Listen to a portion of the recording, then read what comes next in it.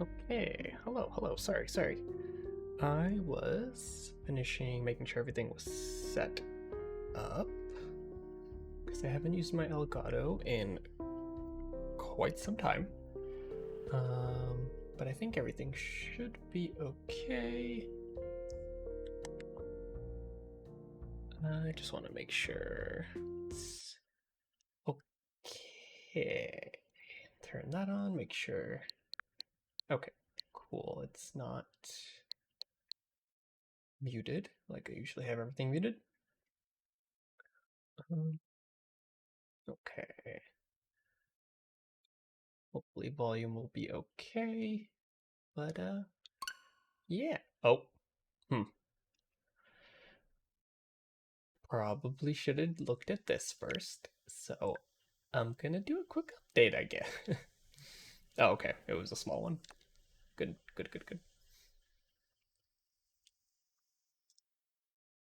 Thank God. I haven't actually used my Switch in quite a bit. So restarting it. There we go. There we go. Okay. Let's try this again.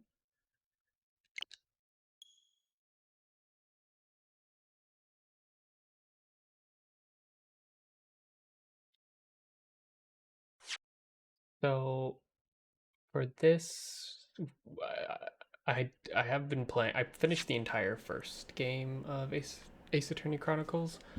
I'm like halfway ish through the second game. I haven't streamed anything previous, so the stream will be kind of just jumping into the middle of the second game. I'm kind of just doing this so I've had this game for a long time now. I just haven't got off my ass to finish it, so I'm forcing myself to finish it by playing on stream. So yeah, it's we're gonna kind of just be jumping into the middle of the game. So that might be a little weird. Okay.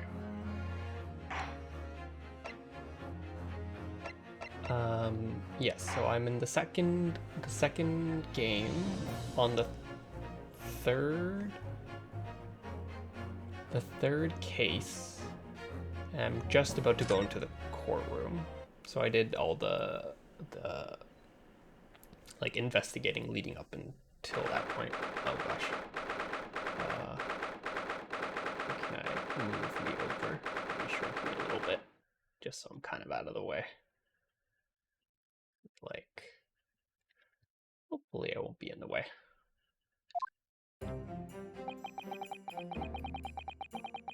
I can't believe it's been 6 months since I was last allowed to work in court, and now here I am, back at the Old Bailey.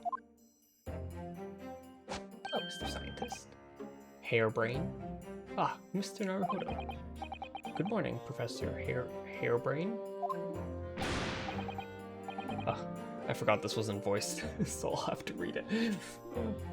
I don't understand. It doesn't make any sense. The atmospheric pressure in here is off the charts. I've never felt anything like this. It's crushing me. Gee, how's the volume? It looks a little loud, but I don't know. Hopefully it's not too bad. Lower it a little bit, but I think it should be okay.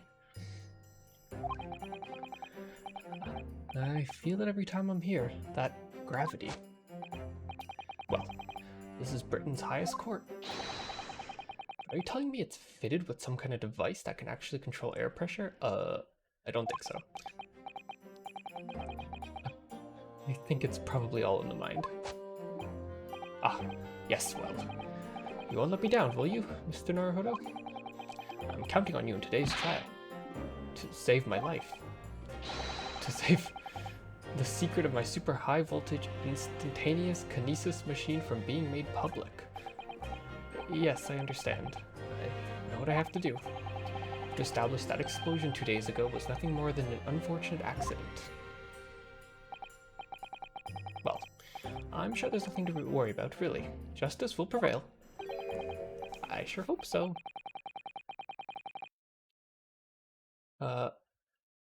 My commiserations?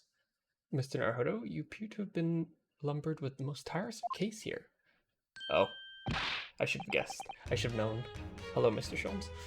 Mr. Sholmes, I didn't expect to see you here. That was very mean, Bruno, leaving me all alone at home with Hurley. It took me at least an hour to wake him. Is it... Are you?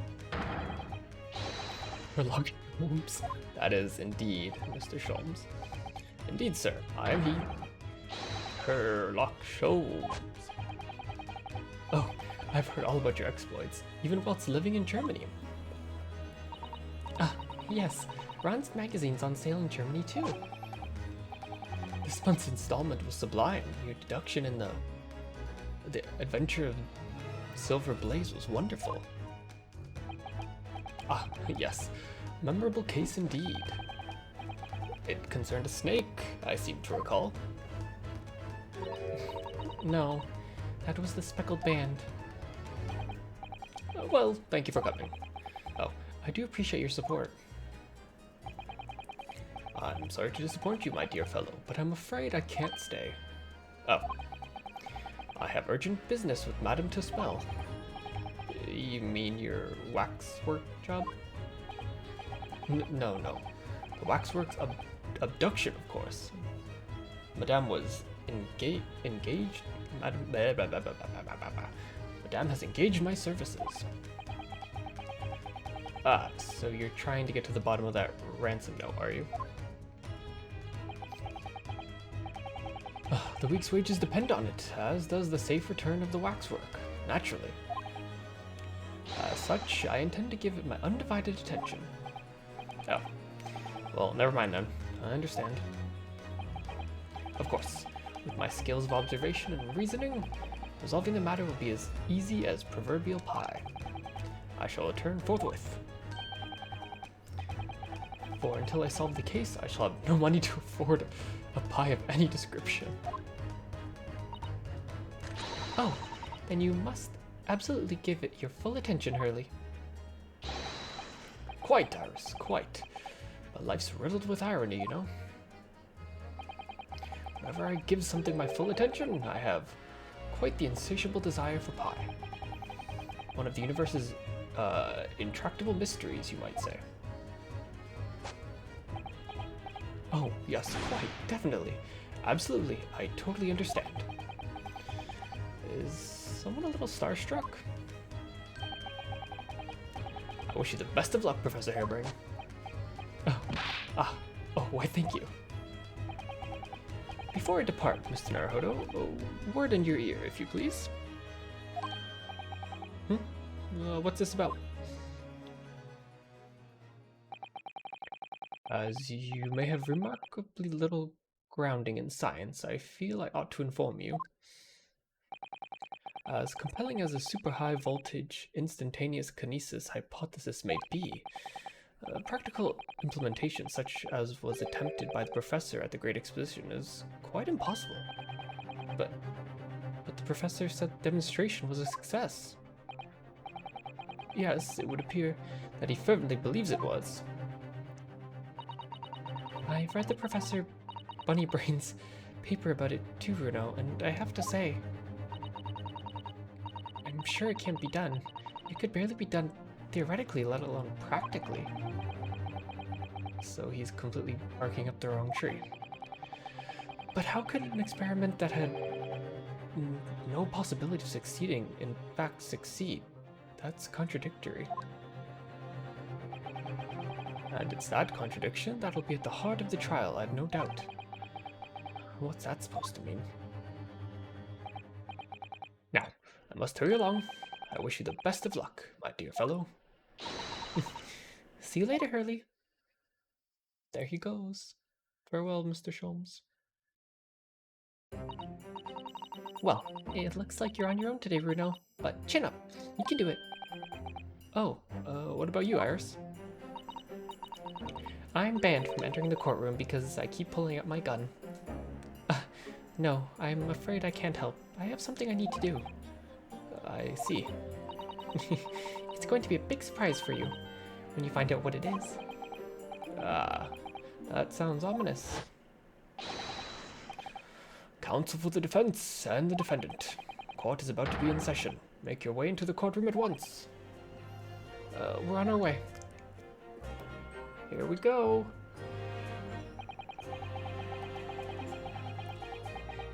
The experiment the laws of science say can't possibly succeed. And a scientist who's convinced that it did. That's the riddle you have to unlock here, Ryunosuke. That's the key to this case. Bum ba bum bum ba bum.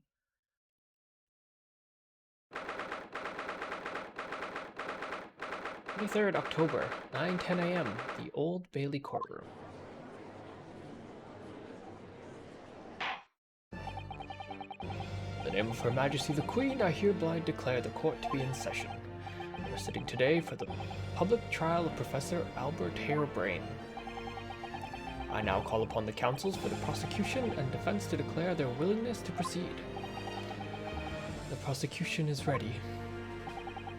The defense is ready, my lord.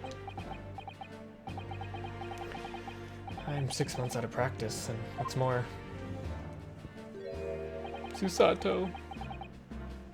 I am without Susato-san today. Ugh. It's just my imagination, or does the air in here feel even more oppressive than usual? So, I must say I recollect the victim of this case all too well, Mr. Audi Assman. Mr. Assman was well known as a financer, but that was merely a front for his diverse criminal activities. It was only a month ago the man appeared in court prosecuted by you, Lord Van Zykes, but the jury unanimously found him not guilty. Because every member of the jury had been bribed, by the sound of it. Hello, Jeff. We just got into the courtroom. How's it going? These powerful London criminals are prepared to go to the extreme lengths to keep their freedom. But 2 days ago, on the 21st of October, Mr. Assman met his end. Work of the Reaper, was it? You can change Ryunosuke's outfit? Yeah, you can in the extras menu. You can change Susato, Ryunosuke, and Herlock's outfits, but it only works in the second game. Yeah, Ryunosuke and Susato get like a Victorian London steampunk-ish style outfit, and Herlock Sholmes gets like a Japanese festival looking outfit.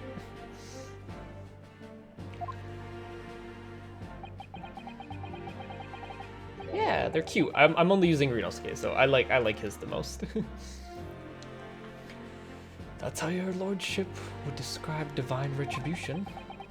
But the fact remains that Mr. Assman's death was a direct result of the actions of the accused, Professor Harebrain. Very well then.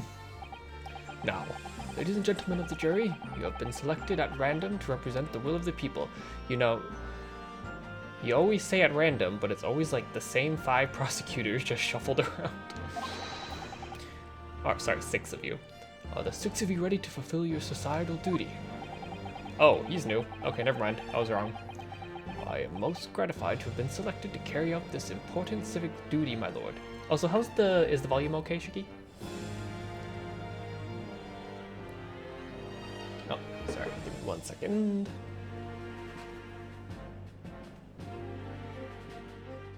No, turn off. Just turning off my... Seems fine? Okay, cool. Oh, she's new too. Man. To have a man's fate in the palm of one's hand. Oh gosh, oh golly. Sends shivers down my spine. Okay. Oh my god. Science experiments, magic, conjuring tricks, courtroom trials, all are nothing more than performances. Oh god, they're all new. Okay, wow. This is like the first trial where everyone's been new, I think. Any surreptitious scholar that defines the reputation of science deserves to hang. I hope you're enjoying your corn, ma'am. We have listened to what's said on both sides of the fence. Then settle on one. That's it, isn't it? Is that Beppo? Oh, that's not Beppo. Never mind. I was gonna say, I don't know if I don't want Beppo to have a gun. It wasn't like this in my day. It wasn't like this at all. That's... the police killer Automol look like again? Wait, has he been in one before? Why I can't remember him. Was he in another trial? He must have been. And he's exhausted as ever, it seems. Oh, right. He was at the wax. Okay, right. Now, as I'm sure you're all aware, the incident we're here to judge today tragically took place at the Great Exposition, shortly after its opening. Though the death toll could have been far worse, with the exception of the victim, no one else was killed. Nevertheless, the dream of science being exhibited rapidly turned into a nightmare for the spectators. It's been a long time since I opened this game. Tragic turn of events as such, the eyes of all of London, no. The whole world will be on this trial. It's our duty to reach a swift and just conclusion, I feel. So, with your opening statement, please, Lord Van Zykes. At the heart of the incident, its technology never been before demonstrated anywhere in the world. One of science's latest developments, I take it. Game series I love. Oh, do you play Ace Attorney too? I started playing this off stream, but it's been like months since I've continued it, and I really need to finish, so I decided I will stream the rest of it. The government is keen to capitalize on the Great Exposition to improve Britain's technological advantage. Technology being demonstrated by the accused was described as super high voltage and instantaneous kinesis. Good lord. It's designed to disassemble human subjects using extremely high voltage electricity and beam them instantaneously to another location where they are subsequently reassembled. Is such a thing even within the realms of possibility? Well, I don't believe it, that's for sure. Disassembling people with electricity? My goodness, how shocking. Guilty. I haven't finished the second game in this collection, but I've been on everyone in the... Oh, well, I'm on the second game right now. So if you don't want to get spoiled, I'm like halfway through the second game. This is the third trial. Ha! The whole idea is absurd. The hypothesis would never stand up to scrutiny. Guilty. Sir, I believe you are a fellow of the Royal Society, are you not? An expert in your field? I am. And my word on the matter can be considered final. Instantaneous kinesis is poppycock. So this expert and Mr. Sholmes are in an agreement. It's impossible. Just stopping in then, yes, don't get spoiled. Thank you for stopping to say hello. What is the prosecution's view on the matter? Prosecution would assert that the accused instantaneous kinesis demonstration was a success. You don't know science. You don't know science, Van Zeke. Stop this shit. What? What rot?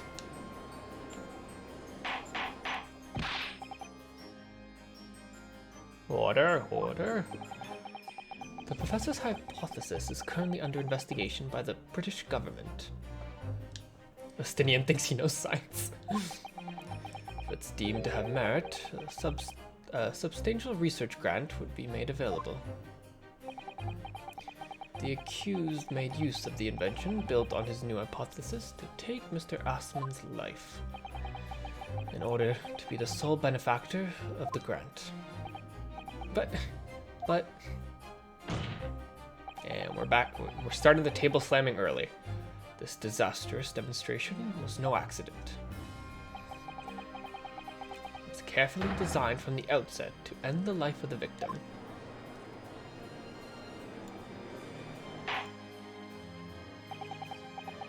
Thank you, Lord Van Zykes. The prosecution's stance is clear. But you'll now bring forth witnesses to substantiate your claims. Gladly, my lord. Oh, the cape's coming off early too. We're getting right into it.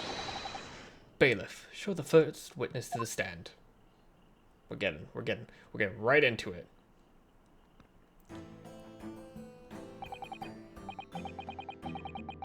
Witnesses, state your names and occupations for the court. Yes, sir. Tobias Gregson, Detective Inspector of Scotland Yard's Homicide Division.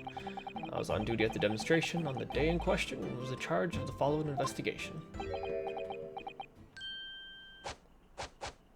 Oh my god. Albert Harebrain, scientist. You were born in England, but have been carrying out research in Germany in recent years, correct? Yes, that's right. After graduating from university here in Britain, I went to work in Germany and made an amazing discovery, which is what brought me back. I had to demonstrate my incredible hypothesis at the Great Exposition.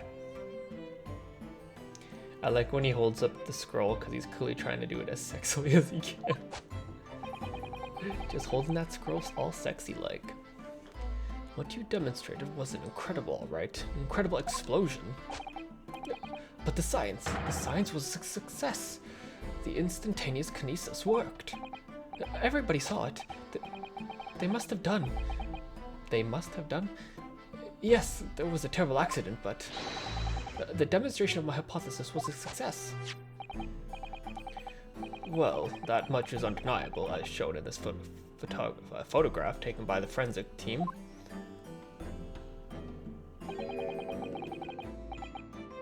Like the British way of saying, I think. Oh, I did not know that. So it was taken inside the Crystal Tower, I take it? The centerpiece of the exposition, no less? That's right, my lord. It seems the victims ran straight into it. Me, like, already looking at this photo. Okay, so we got a bloody chest. He gets stabbed by something, or did he get shot? And there's broken glass.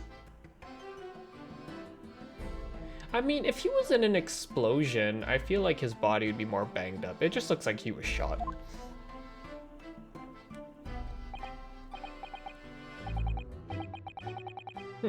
I see. Very well. Submit the photograph as evidence. Entered in the court record.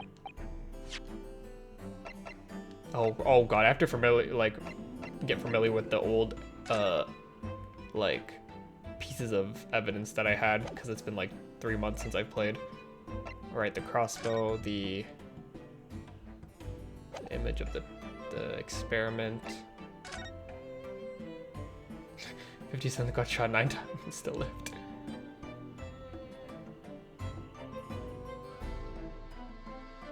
Yeah. He's okay. He's like strapped into something, right? This is like a he was like strapped onto like a board or like a chair or something.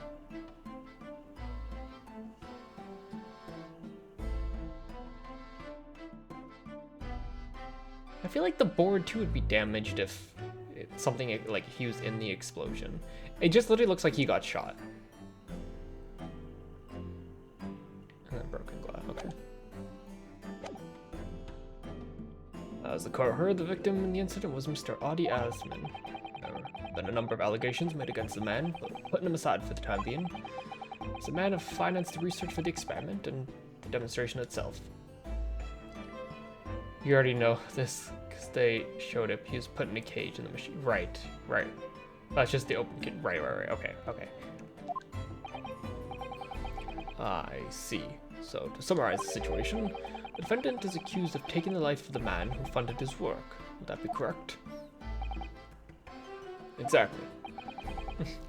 But couldn't it be that the explosion was caused by some malfunction in the apparatus used for the demonstration? That's right, that must be it. My splendid machine. My poor splendid machine. You saw it yesterday, didn't you?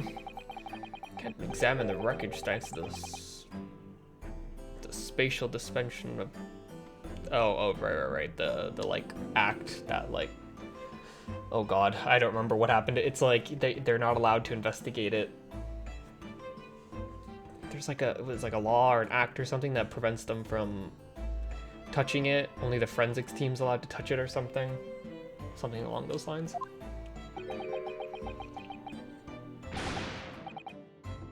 What? The wreckage? The wreckage? But that being the case, how can the facts be established? How can it possibly be determined whether this was an accident or deliberate and malicious act? Extremely simple, my lord. I beg your pardon. Isn't that right, witnesses? Witness? What? Sorry. Me? No. Your neighbor. Yes, sir. It was murder, plain and simple. Anyone could state with complete certainty. What? How could he possibly think that? Thank you, Inspector. I think we'd better proceed to a formal testimony. And here's where I start showing how dumb I am. You'll explain to the court what grounds you claim this experiment had been a front for murder.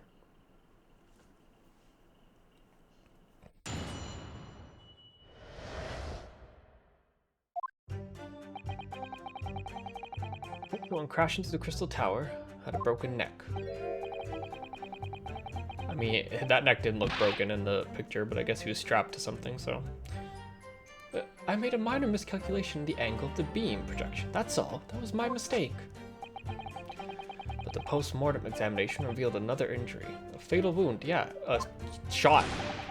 It was a lesion in his chest where he'd clearly been stabbed by something sharp, right in the heart. Okay.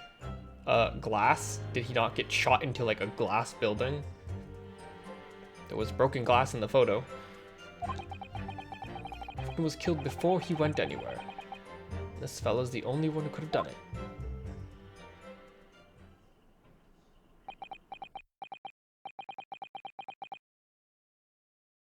Extraordinary business. In addition to the suffering of a broken neck, the victim was stabbed in the heart.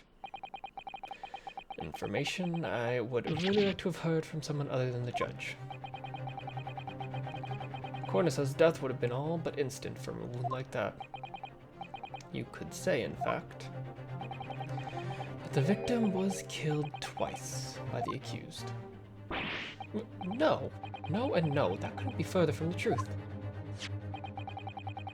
I have here the experimental plan document that was submitted by the security team. The victim stood himself in something called the birdcage, ready to be beamed instantly. To the second level of the crystal tower, about 25 yards away.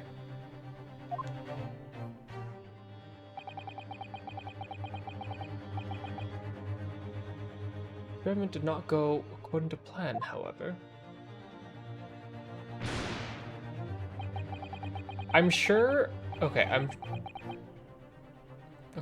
As the machine was put into operation, there was a large explosion. The blast caused the beam transmitter to point higher than intended. Accordingly, the kinesis resulted in the birdcage materializing in mid-air, from where it subsequently fell, crashing the glass of the crystal tower. Okay. Is this just going to end with the explosion, like, throwing the cage from the force of the explosion? And he just flew into the crystal tower and got, like, impaled by glass or something?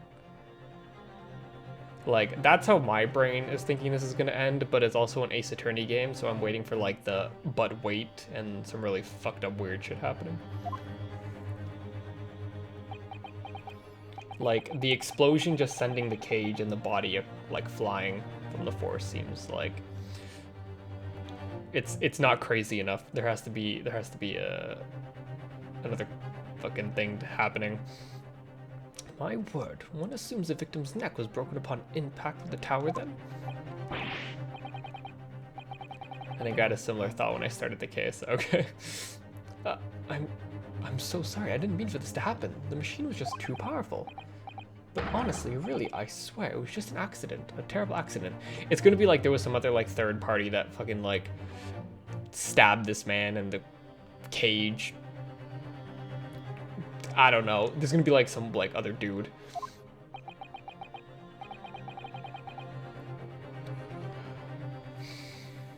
It's not gonna be like a wax victim.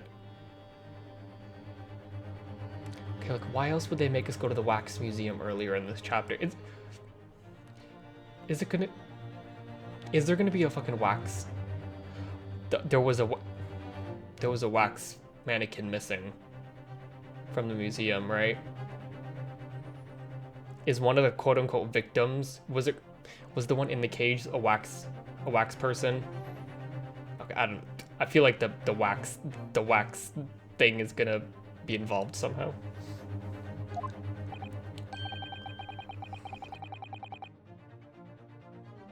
No, not considering the sharp murder weapon that pierced the victim's heart. Murder weapon? What are you saying? There's an autopsy report submitted by the coroner. Prosecution would like it entered to the court record. Your request is granted, counsel. Autopsy report has been... Cool. Let me take a look at this report.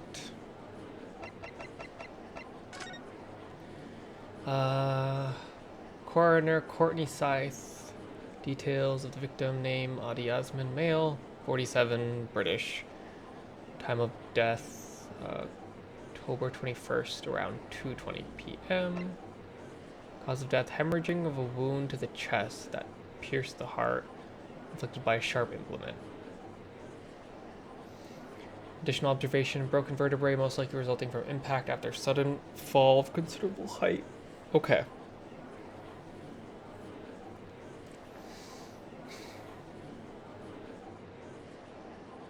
Either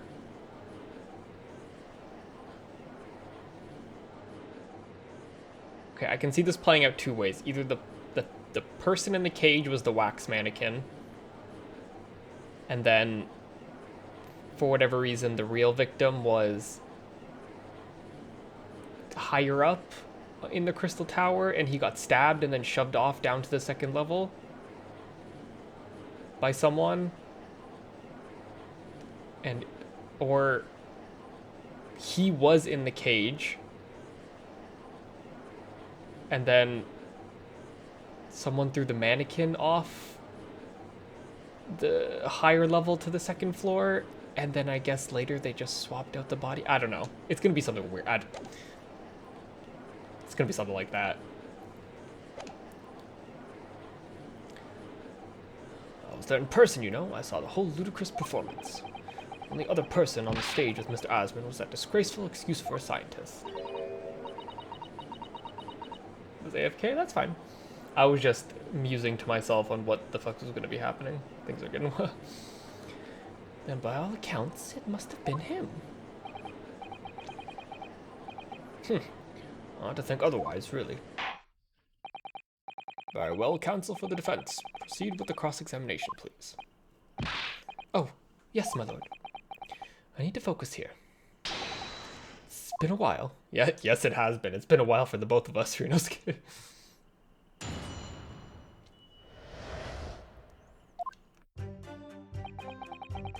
Corpse went crashing through the crystal tower, had a broken neck. Hold it! Yeah, gotta do the face smack animation. Pat, pat. Are you suggesting that because he fell from a considerable height? Exactly, which highlights something else about this whole rub business. What's that? The fact that the instantaneous kinesis itself was a success. No, I'm telling you, the thing that fell was like someone pushed the mannequin off and they like swapped the bodies after. It's gonna be something weird like that. Ah, After the explosion, the cage with the fellow inside suddenly appeared out of nowhere in midair. No, I don't believe this. So although the experiment ended in disaster, the so-called instantaneous kinesis did actually occur. Remind us, Professor, what was the cause of the fatal disaster? I made a minor miscalculation in the angle of the beam projection, that's all. It was my mistake. Hold it! So the angle of the projection is critical, and you calculated it yourself, personally? Absolutely. The calculation is far too complicated for anyone but me to carry out. Only, you got it wrong, didn't you? Yes, that's right. That's the point. The calculation is so complicated, and even I could make a mistake. Do people fall for that brazen confidence? I should try it. I took into account the subject's height and weight, to the wind direction, the ambient temperature. I considered every possible variable, so I just don't understand how this could have happened. Obviously then, you had to include the weight of the clothes Mr. Asman was wearing at the time, I suppose? Ah. Crackling comets. The answer should have been 3. You're telling me someone like Ryunosuke pointed this out to him? I don't believe this. I'm sorry, Ryunosuke, you have your moments, but you're not the most intelligent person to have considered something like that. So much for safety first. 3 must be for safety third. Ryu would never know that, no, right? But the post-mortem examination revealed another injury, a fatal wound. Hold it! Another fatal injury, you say? That doesn't make any sense. I didn't think I'd have to spell this out, but here we go. Just because there were 2 fatal wounds doesn't mean I'm saying the victim had 2 lives to lose, does it? 2, right? Obviously, at first, we thought the bloke had died due to his spine snapping in half as well. But you're saying that's not the case. Get your answer once I finish my fish and chips. You don't keep butting in every few seconds. But we all know that's a bottomless bag. The victim plummeted 30 feet into a glass tower. It would be reasonable to assume that the cause of death. Right, that's what we all thought. But it was a red herring, wasn't it? It was a lesion in the chest where he'd clearly been stabbed by something sharp, right in the heart. Hold it! The defense knew nothing of this crucial information. Prosecution received this report from the forensic investigation team only this morning. That was the first we knew of it, as well. We can only apologize for the impossibility of informing the defense. Sarcastic and insincere. Thanks. So, what was the nature of this sharp object?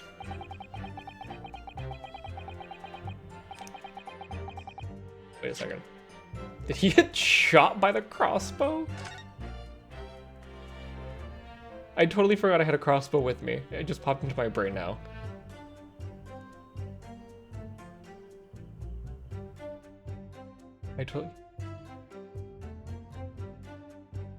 Okay. I totally forgot we had the crossbow. Among the accursed tools that were in the demonstration, one is of particular interest.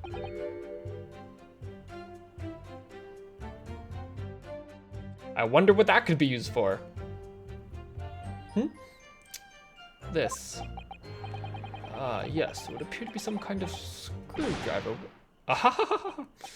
There he is. My trusty little companion, Andrew. My trusty little companion, Andrew. Andrew? Of course. Do you know each other already? He's one of my dear friends, like all my tools. I've named them all, you know. We're one big happy family.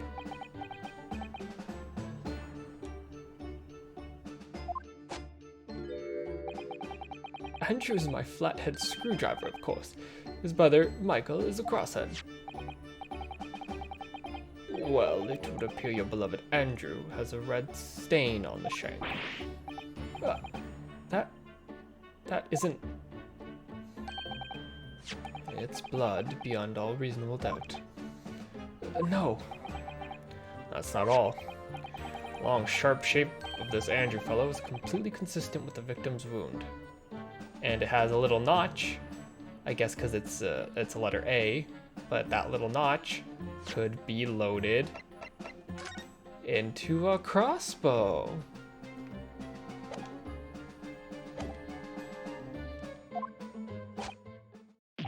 Oh, what?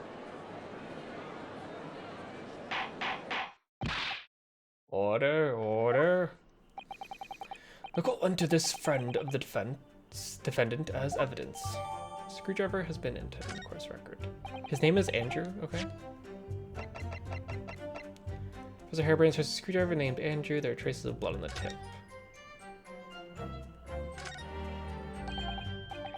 Oh, sorry, Ryunosuke, I'm kind of covering you.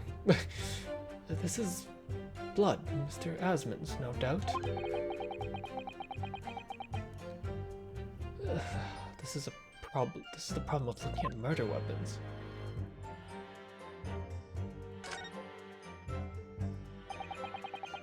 I've seen this unusually shaped handle before. It's the same screwdriver that was lodged in the grill on the floor of the kinesis machine, which could have been important information, so I should definitely... Okay, so did they, like... Did someone, like, shoot him? Did someone, like, shoot him right as the experiment was happening while he was in the cage? And then he exploded? And then his body flew from the force? Because he was locked in the thing, so someone maybe he just got sniped? He just got sniped right before the experiment went off?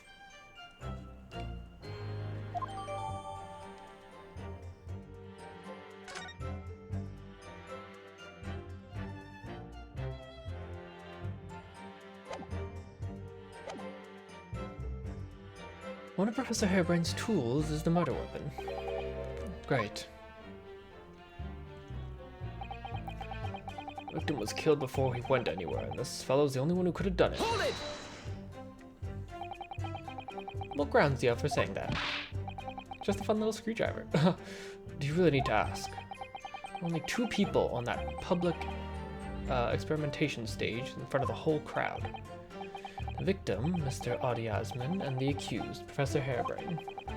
We know for certainty, before the experiment, the victim was alive. Yeah, what if he got sniped during the experiment? That's right, I saw him with my own eyes. Furthermore, following explosion and kinesis, nobody went anywhere near the body. In other words, only someone else on stage with the victim could have done it. Do you have something to... Excuse me! Excuse me. Do you have something to say, Mr. Harebrain? Professor Harebrain, do you have some information that may be relevant here? Professor.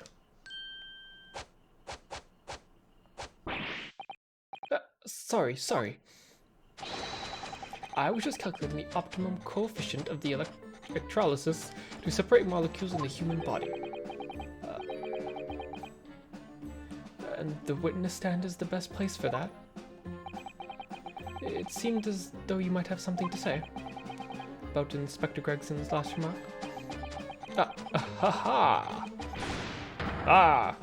Yes, that's right, of course. He just said that nobody else could have done it, didn't he? Yeah, that's right. Who else could have stabbed the victim, eh? I don't know, but... There's no way I could have possibly have stabbed Mr. Asmon, as you say. Explain, please, Professor. Of course, this cold-hearted policeman may not be aware, I suppose.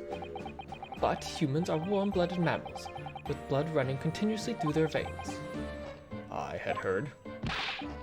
Then surely you see, if I'd plunged something the size of Andrew into the man's chest, the whole stage would have been a bloodbath.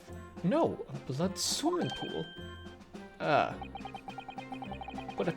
Thousands of Londoners were watching me at the time. And yet, not one of them claims to have seen a swimming pool of blood. Well, no, I suppose not. You see, not one. 'Tis true, I didn't say anything like that. Well done, Professor. That was a great counter-argument.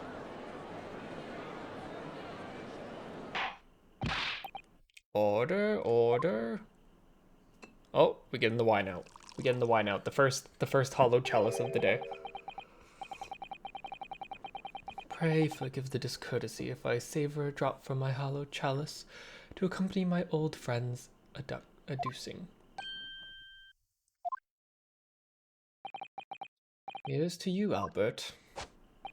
Oh, you're too kind, Barak. His hollow chalice. There it is. But I'm really not a patch on you. Oh. You didn't even take a sip. No, you're not. No? You've neglected to mention one crucial possibility. I have? A particular situation in which very little bleeding would have resulted from a stab wound. Ah, of course. Inspector, enlighten the court, please. Yes, sir. Damn, he's like, yeah, you're slipping, check it. Where are they going with this? Very well, you will amend your formal testimony now, Inspector Gregson. The weapon the victim was stabbed with must have been left in his body while he was beamed through the air. No. No. Because we found this screwdriver.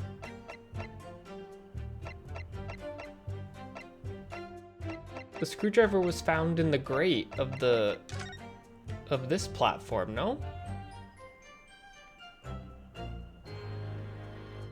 So, no, it wouldn't have been teleported with him. And it's also,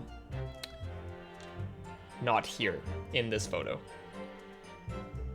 Like, I don't see no Andrew.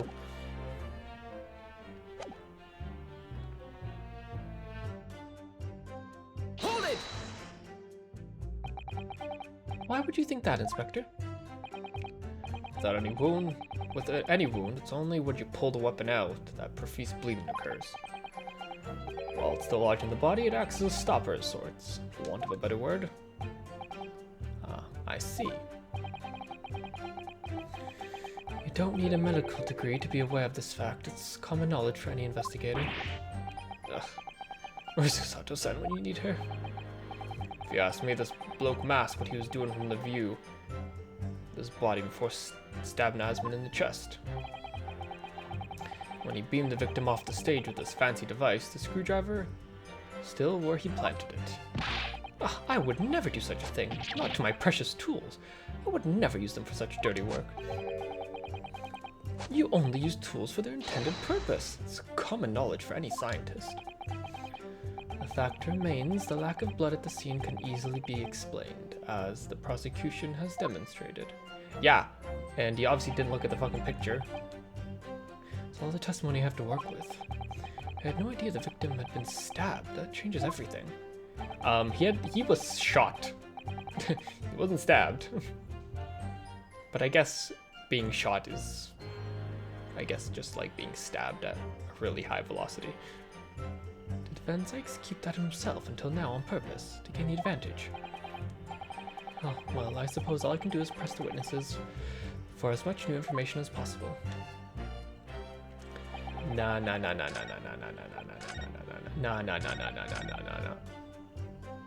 The victim was stabbed, must have been left in his body. Nah. Objection! Oh. Is that not right? That last statement would seem to be at odds somehow with this evidence. Oh. But it's not in the picture!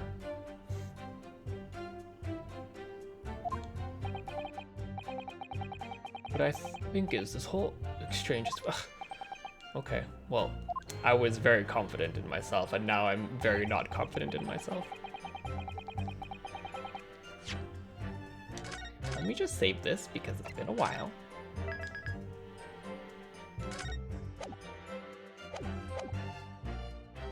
Victim was stabbed, must have been left in his body whilst he spun through the air.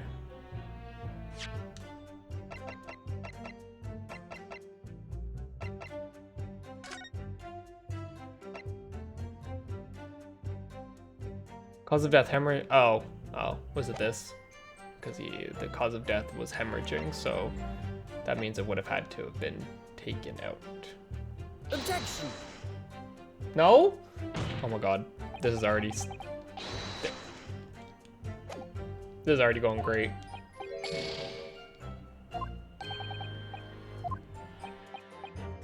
We're just gonna what do you mean? I didn't waste that. No, I didn't waste that last point. No.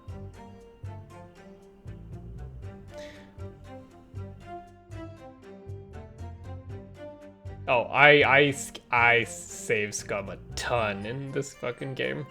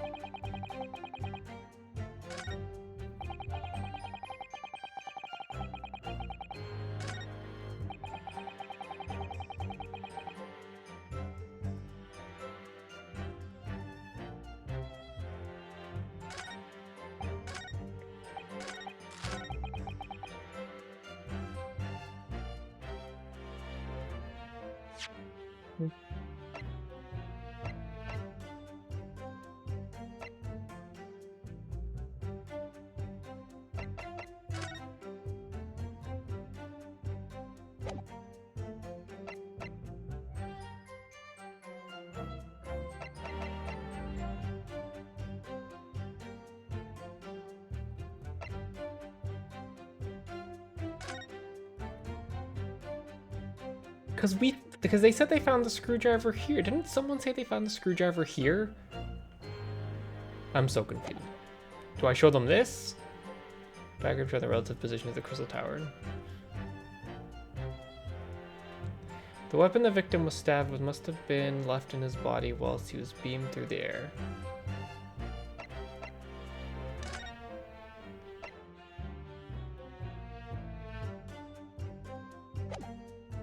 Oh my god, this is already going. I already feel so stupid.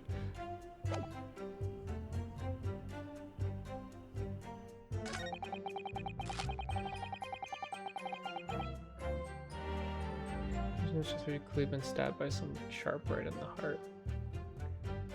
Because I always, unless I'm looking at the wrong statement, but I always feel like anytime they're like add that to your thing, it always ends up like being that statement that you need to check.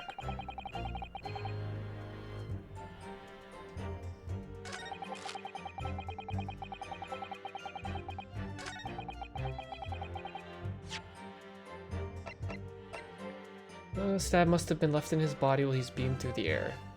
But it's not in the picture! But that wasn't it. Unless they want me to show like this to be like, it was found here. But that doesn't make sense to me. Objection! Yeah, no. Oh, wait. No, okay. Wow, I'm dumb. What am I not? Okay, I need to go through these fucking... Yeah, I'm fucking skips. I'm gonna be safe scumming the shit out of this game.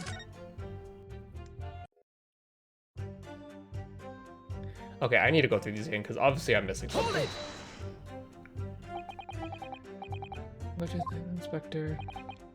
When you wound, it's only when you pull the weapon out that proceeds while it's still in the body.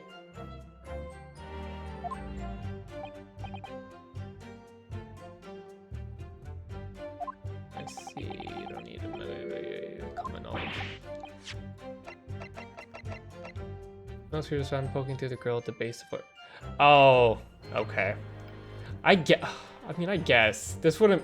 Okay, I should have read the description. Yeah. Okay.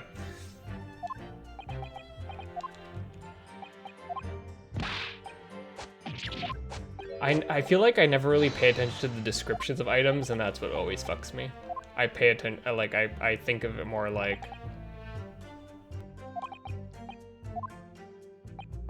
There's a picture of him without anything in his chest where he died. So my mind is like, this would be the piece of evidence I show. Because it literally shows him bleeding out.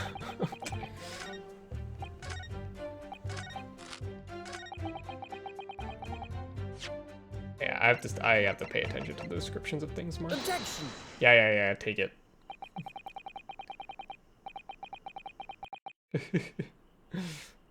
You say that while the weapon remains in the body, there's very little bleeding.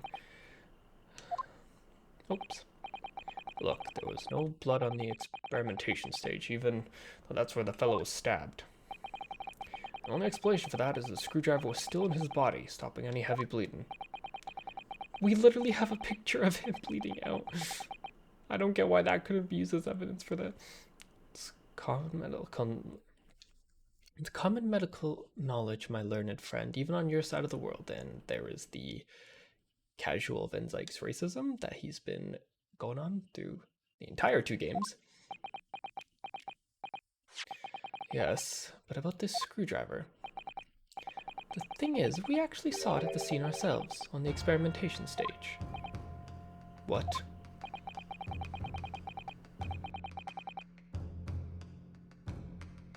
It was on the floor by the wreckage of the machine, poking through the metal grill. I went to pick it up, but the detective here stopped me. Isn't that right, Inspector Gregson? Ah. Well, now that you come to mention it, yes. Inspector, are we to understand that you permitted the defense counsel to investigate? That you contravened the special dispensation for Scientific Equipment Act? Mr. Visykes, your racism is showing. Oh, it's been showing a lot throughout these 2 games. No, not at all. I wouldn't do that. I just let him look, nothing more. Very clear he wasn't to touch a thing. Yes, that's true. The screwdriver was in plain sight, on the stage. But it shouldn't have been. Should it? No. What are you getting at? If this tool had been in the victim's body when the victim was beamed away by the machine, then it shouldn't have still been on the stage. Ah. That's right. It should have been beamed across the crystal tower along with Mr. Asman, and been found still lodged in the victim's chest. Throw your chips. Throw your fish and chips. Order, order. How do you explain this, Inspector? I don't. It looks as though everything that the victim had on his person moved with him when he was beamed. If the screwdriver was still in his chest when the instantaneous kinesis occurred, obviously that should have been beamed to the destination as well. You. This is a strange situation. Even though people are saying that this instantaneous kinesis is a scientific impossibility, we're still basing arguments on the assumption that it did actually take place. Alright, time to tighten the screws here. Nice. Nice, Rinosuke. My lord, if the prosecution is unable to explain this inconsistency in its argument, we can only conclude that the testimony given in support cannot be relied upon. Oh, he's giving me the devil eyes. But Van Zyke's is stumped. Oh my god, who the fuck? Oh, okay, oh. Hold it! Do you have something to say, witness? Yes, I knew it. It bears out the equations hold. Mr. Naruhodo, don't worry. About what? Without delving into the details, there are no inconsistency. What? Even if Andrew had been lodged in Mr. Asman's chest, my trusty tool wouldn't have moved. Andrew's remaining on the stage is consistent with my calculations. Sir, you're not helping. What? Why would you... Sir... It would seem your illusions have been shattered. Clearly we should hear the accused explanation. Or should I say, this brilliant scientist's explanation?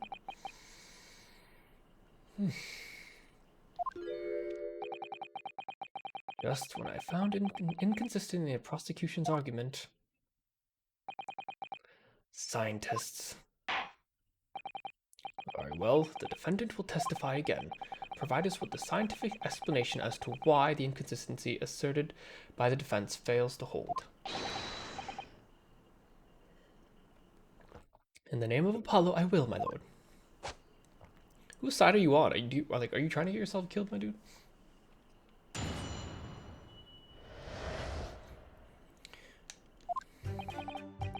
To be clear, I'm still at the stage of gathering data in my research. My hypothesis states that kinesis cannot transport metal, though, hence the metal weapon should have stayed put. You're not helping. In other words, the point raised by Mr. Naruhodo isn't an inconsistency at all. Mr. Asmund was the patron of my research.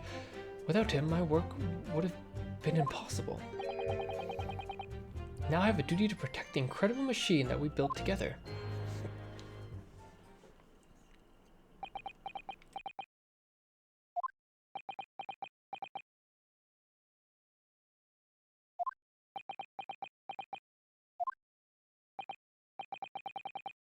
So, the thrust of your testimony, Professor, is that based upon this hypothesis, metal objects cannot be moved by this method of instantaneous kinesis. Wasn't he strapped in by like a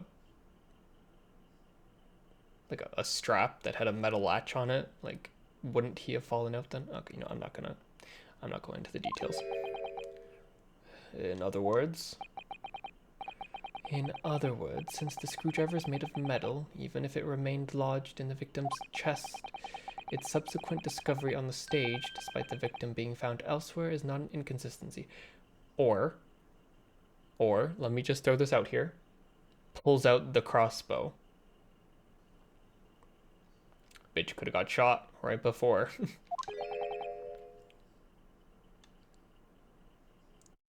And therefore... Oh, but then I guess it still would have been lodged in him. Well, no. Yeah, it would have stayed, and he still would have bled out if he got shot. Oh yeah, pull out the crossbow. Therefore, the Professor Albert Harebrain could still have been the killer. My great hypothesis holds, you see. You're not helping your case, sir. We had to make the cage used in the subject from wood for that very reason. I was not addressing you, witness. Professor Harebrain. Yes. Whose side are you on here? I don't take sides, Mr. Naruhodo. No, no, no. My only interest lies in upholding my hypothesis. I'm a scientist, after all. I mean, fair. But then, like, why the fuck am I even here, then? Is he working for us or against us? It's very hard to tell. Let's see how you cross-examine this testimony, my Nipponese friend. Yes, fire away, Mr. Naruhodo. Okay. Sure.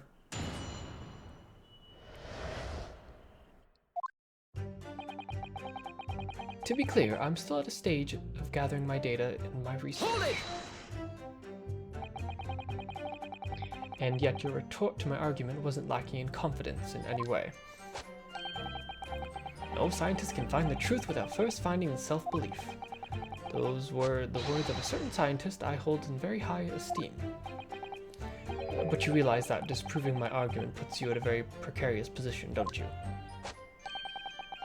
No scientist should strive to protect himself more than he strives to protect the truth.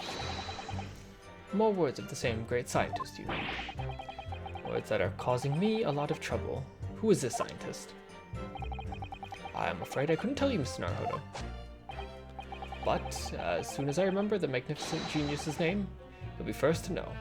You better not say like her log workshops.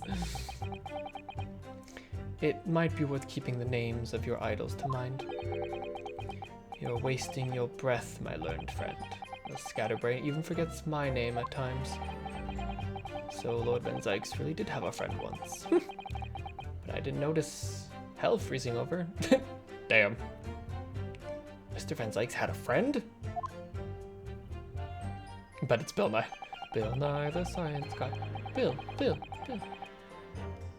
My hypothesis states the kinesis cannot transport metal, though, hence metal weapon would stay put. Your hypothesis states, so this isn't proven then? No, of course not. It's merely a hypothesis, but a good one, based upon thousands of calculations. But it's widely known that metals can't be decomposed by electrolysis. Yes, of course, so I am right. My hypothesis is clearly correct. What is it about incriminating himself that makes this man so happy? It's the whole reason the birdcage is made of wood, you see. Sorry, the birdcage. Yes, that's what I call the C. obtusa cage, which Mr. Asmund was placed in for the kinesis. Oh, okay, never mind. Those aren't metal straps, they're wood straps. I thought they were metal. Ah. The jail cell in which the victim was detained. It does indeed seem to be made of timber of sort. I'll thank you not to refer to it as an instrument of incarceration, your lordship. In short, any weapon lodged in the victim when he was beamed away by instantaneous kinesis would have been left behind on the stage if it was made of metal. Correct? Yes, that's it. Yes. It all fits perfectly within the mathematical model.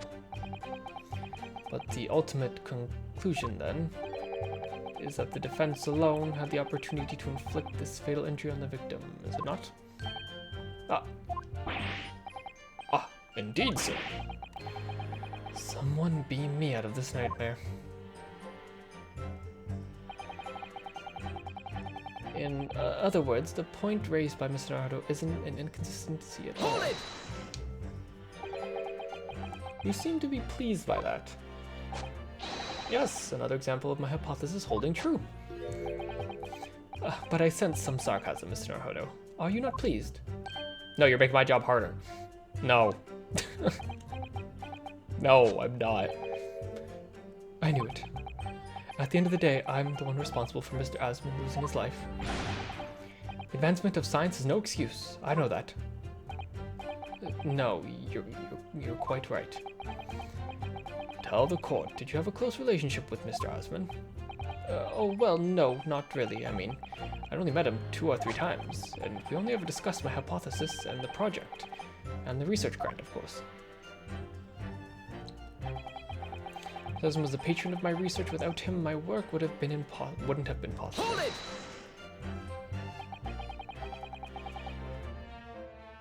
How did you come to know Mr. Asmund in the first place? A year ago now, a small provincial science journal published a little paper about my work. The scientific journal? Good gracious. I should need new spectacles. I might have had an extraordinary hypothesis and great promise, but at the time I had no money. I had to eat tiny little meals at a tiny little cafe, drink watered-down water out of a tiny watered-down water? But Mr. Asmund read the paper and came to visit me at my tiny little laboratory and offered you money to help you fund your work. Exactly. That's exactly what happened. Watered down water. I handled the theoretical side of things, and Mr. Asmund provided me an engineer for the practical. And the 3 of us produced a fantastic machine together. Oh, who's the engineer? Who's the engineer? Who's the engineer? Who's this third person? This is the first time I'm hearing about a third person. The machine that you brought to the great exposition to demonstrate? Well, we had to apply to the government for some sort of inspection to be allowed to exhibit, I think. I don't understand all that side of things. Mr. Asmund took care of it all. He was a wonderful man. Really, I owe him everything. I now have a duty to protect the incredible machine that we built together. Hold it! When you say you built the machine together, does that mean you were involved in its construction? Yes. Well, not exactly. I'm not good with the practical side of machines myself, so the physical construction was done by an engineer who... Little remains of your creation now, though, following the explosion. Repair will no doubt be impossible. Yes, I realize that, but still... If someone were to gather all the broken parts, they could discover the secret of my hypothesis. But Mr. Asman and I toiled over that machine for so long. Put our hearts and souls into it. I have to protect our work. So what's left of the machine must be kept safe. That's only fair, because what happened was an accident. That's the extent of the testimony then. Thank goodness for that. I don't want him doing any more damage. He's already basically proven that he could have been the culprit. But it seems as though he really cares about defending his hypothesis. Still, I wonder, what if his hypothesis is just fundamentally flawed? Okay, let's see. To be clear, I'm still at a stage of gathering data for my research. My hypothesis states Kinesis cannot transform metal, hence the metal weapon would have stayed put.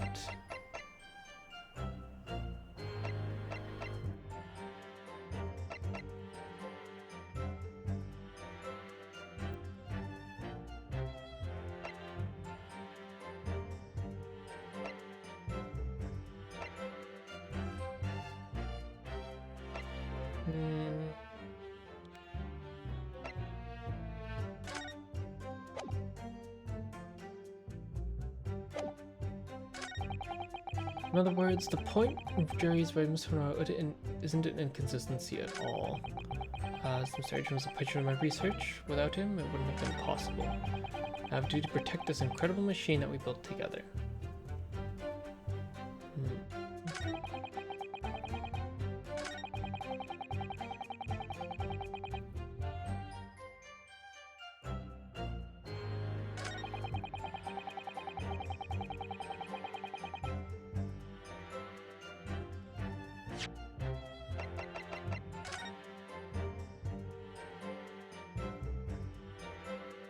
Do his glasses not have metal on them?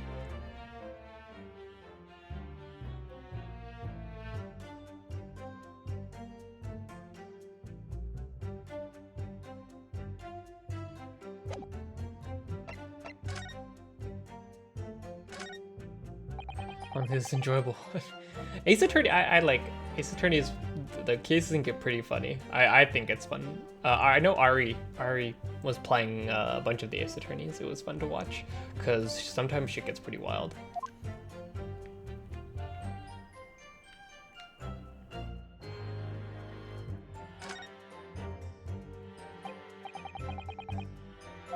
Over here.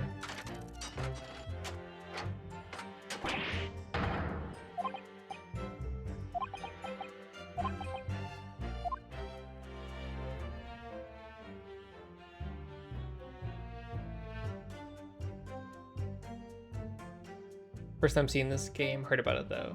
Yeah, I actually didn't know anything about Ace Attorney until Ari started streaming it, and then this one came out, so I'm like, I'll give it a go.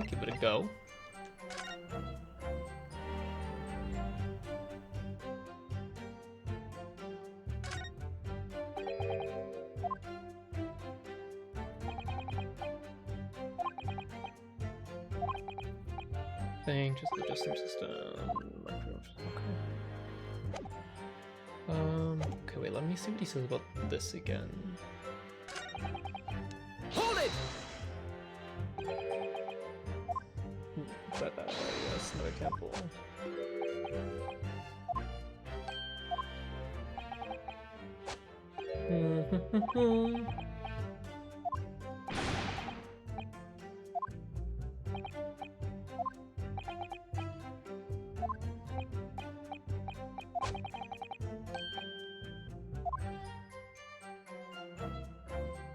What people do I have in this case too? Oh wait, you can't. I forgot I can't do people at these points. To protect the machine. Hold it!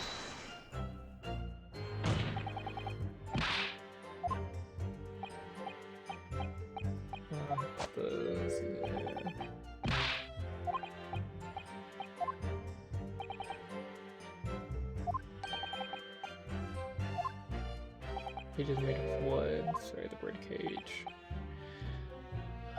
was placed.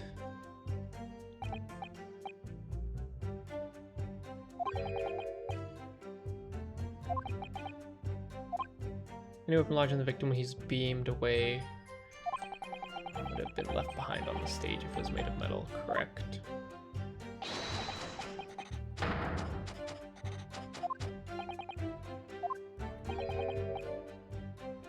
The defendant alone had the opportunity to inflict a fatal injury on the victim, isn't it?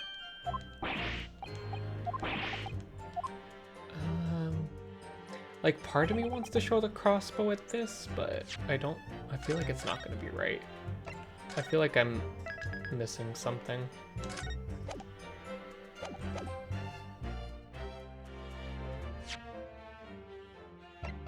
Objection! Yeah, no, I didn't think so.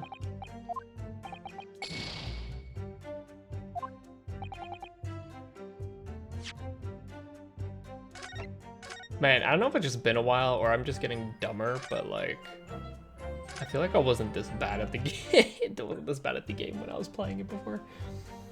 Like, for whatever reason, my brain just cannot.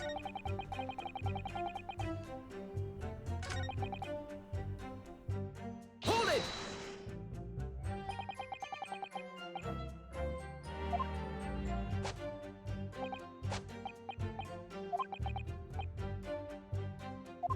By an engineer. Yeah, I still don't know who this engineer was.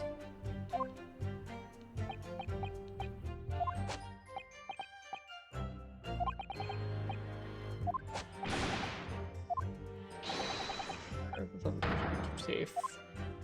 There's an accident.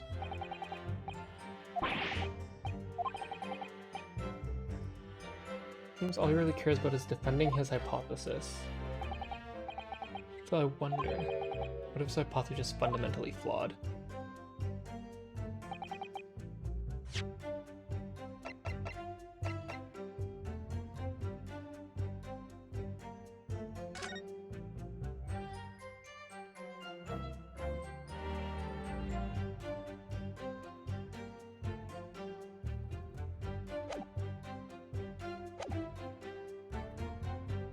Hold it!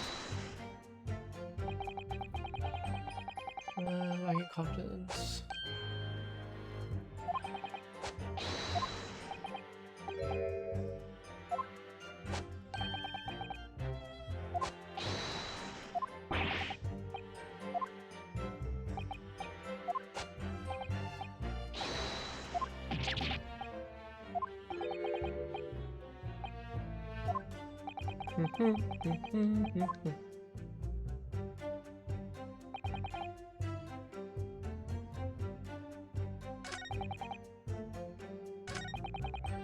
Hold it! What am I not seeing? The hypothesis states this, so this isn't proven then. No, of course not. Maybe about this good one. Does calculations.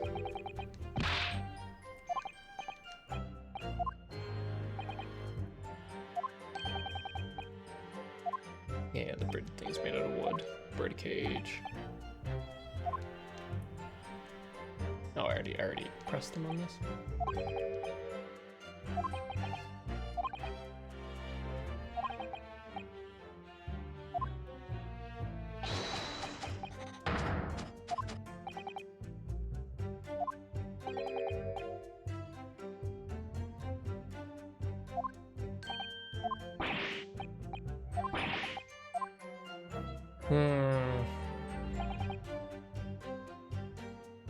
Okay, let me look at my stuff again. Why am I... What is this again? Torn piece of canvas. Teal backed with rubber like was found under the experimentation stage at the exhibition grounds. Scorch marks on the edge. I this part of again? I don't remember picking this up. Can't find anything out of place.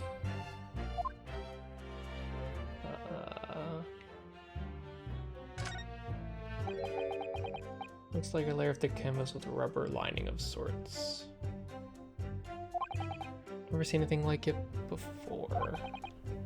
When applying Mr. Shum's methods, you might deduce it was part of a raincoat worn by someone who really didn't want to get wet. And the charring might have occurred when the person was struck by lightning. Or maybe not. I do not remember getting this at all. I don't think this is what I need though.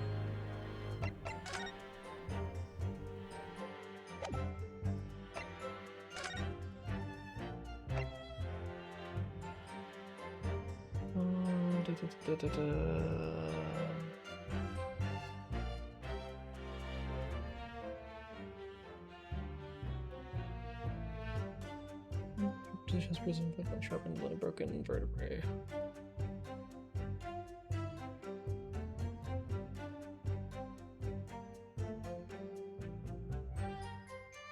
Insertable height. What am I not seeing?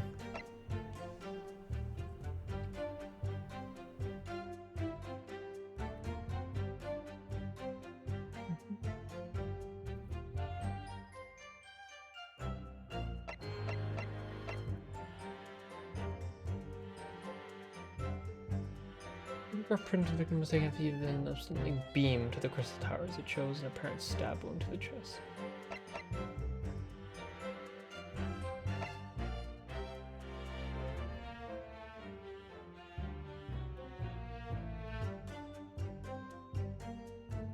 Why?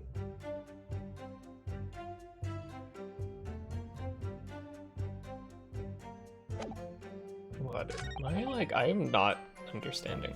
This is why you don't take breaks in between, in the middle of cases. Don't leave a case for like 3 months and not touching it, because I am so lost now.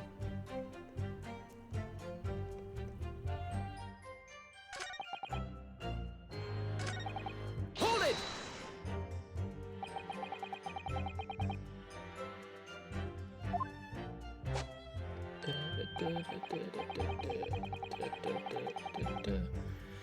Solver Designs Journal.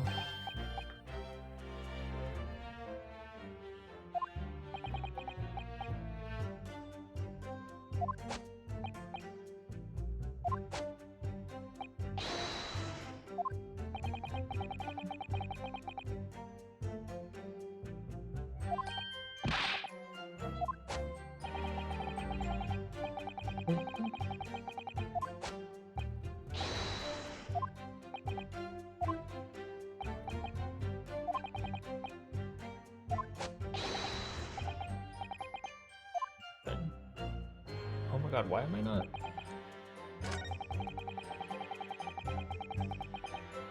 Do you have anything to say about the medal? This batch of state. Anything to say about the medal? Hello, Ari. The metal? Like the screwdriver? Or just metal in general? He says something about cannot transport metal. It's the weapon, state play. It's been so long, I have no idea what the fuck I'm doing. I'm getting everything wrong. Hold it!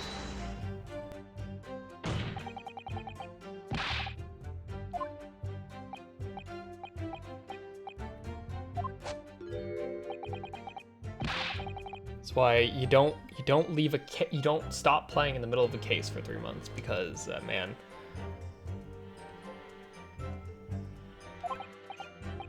Like how metal doesn't teleport.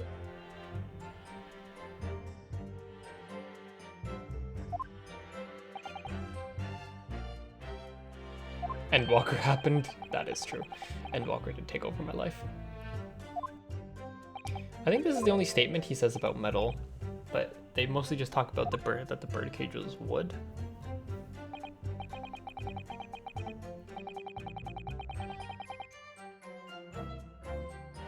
The only thing I can think of is that his glasses have metal on them, like there's a metal chain, but I don't think that's it. I mean, I could try it. I mean, yeah, his glass. That's I said that a bit ago, but I don't know. I guess I can try it.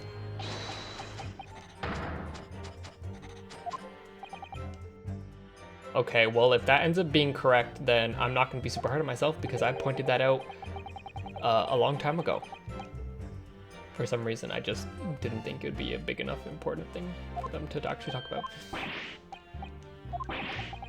Missed you, bro. Mr. Dracula and his hollow chalice.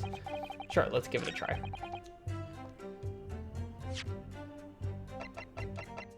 Objection! Oh, okay. I guess the metal on his glasses was important enough. I didn't think it would be. Gotta go with the gut. I second guessed. Professor Harebrain, you said that according to your hypothesis, nothing made of metal can be beamed by instantaneous kinesis using the machine you made. Is that right? Yes, that's right. Spot on. Exactly correct. In that case, I'd like you to have a look at this photograph that was taken at the scene. In particular, I'd like you to pay attention to the victim's face. You can clearly see that Mr. Asmund's wearing a pair of spectacles with a metal rim. What? Metal? No, metal can't. That's not metal. We've already established that the proposed murder weapon, the screwdriver, was found on the stage. However, if your hypothesis is correctly predicted that outcome, it should have also predicted that metal rim spectacles would be found in the same place. Ah, my hypothesis, my hypothesis. It's so weird that he's not Baron von Zieks. Maybe he's Baron Barak von Zieks. Maybe. Is he a Baron? I don't know. Professor Harebrain, this isn't easy for me to say, but your hypothesis is clearly flawed.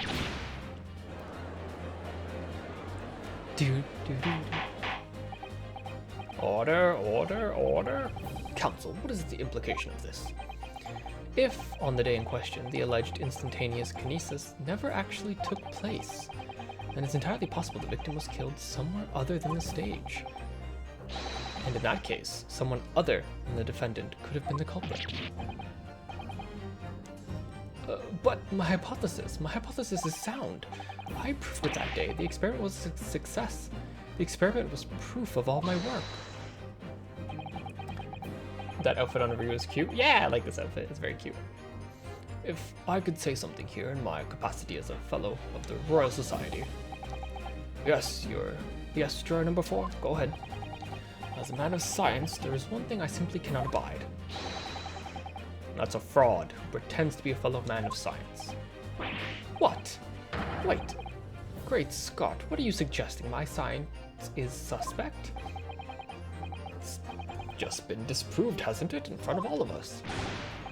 In other words, the whole demonstration was a complete nonsense from the start to finish. Believe me, my fellow jurors, when I tell you that this man is a heel, a bounder, a fraud.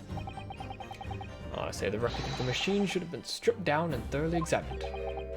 No, never. That machine is the essence of my entire hypothesis.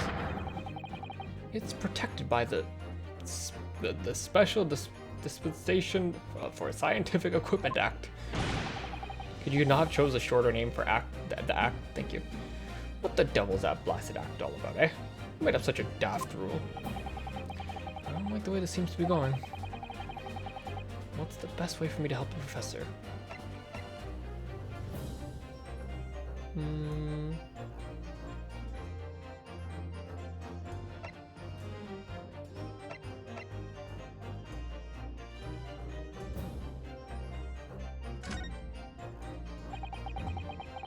Watch and wait for the time being.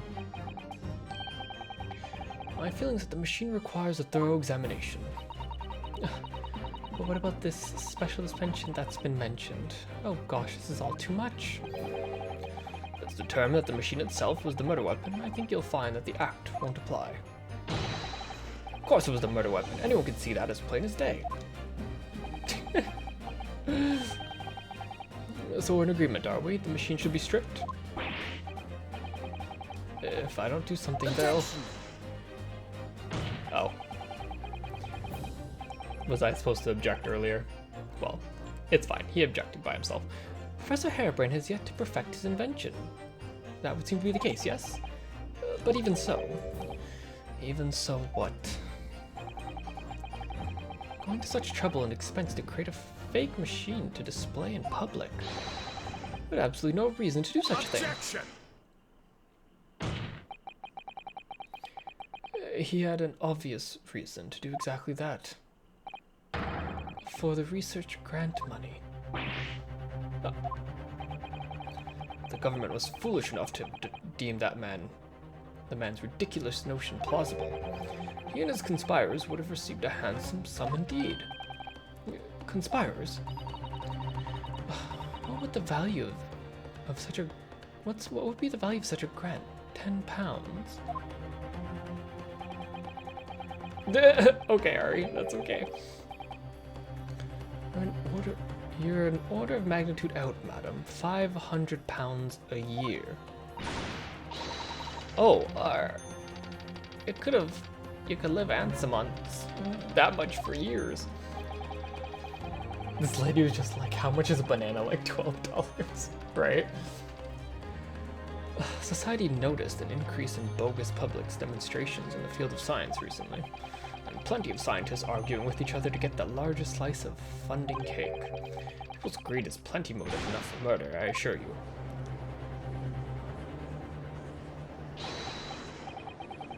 No, I haven't deceived anyone, least of all the government. My hypothesis is sound. The science is sound. Please, you must believe me.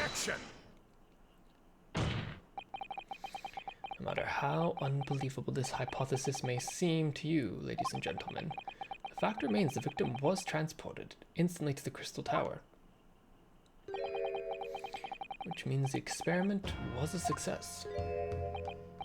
Ah, Barak. And therefore, the only person who could have possibly committed this murder is the accused. Barak. Where is this heading? I have no idea. My lord, if I may. Yes, Lord Van Zykes. Prosecution would like to summon new witnesses to the stand. New witnesses? What would be the nature of their involvement? They were spectators of the demonstration at the exhibition, who were occupying special seats. Eyewitnesses? Very well, the court grants the prosecution's request. I should very much like to hear the witnesses to the incident. The prosecution's stance is clear. The experiment was not... What is that word? Experiment was no postish. I've never seen that word before. The accused killed the financier victim on the public stage before their very eyes of the spectators. Now, my learned friend. Yes. It's time for you to make your own stance clear. I mean, sham. Gotcha. There's clearly a flaw in the professor's hypothesis. I can definitely see that. Where does that leave me? Take a short recess now, during which time the prosecution will prepare its new witnesses to take the stand.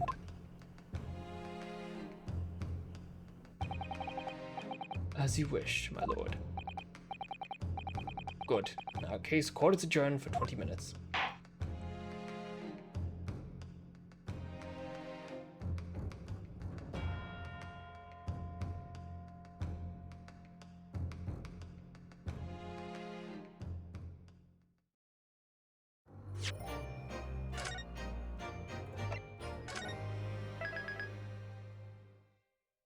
This little bow.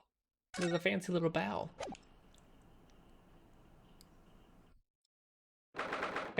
What a fancy little guy.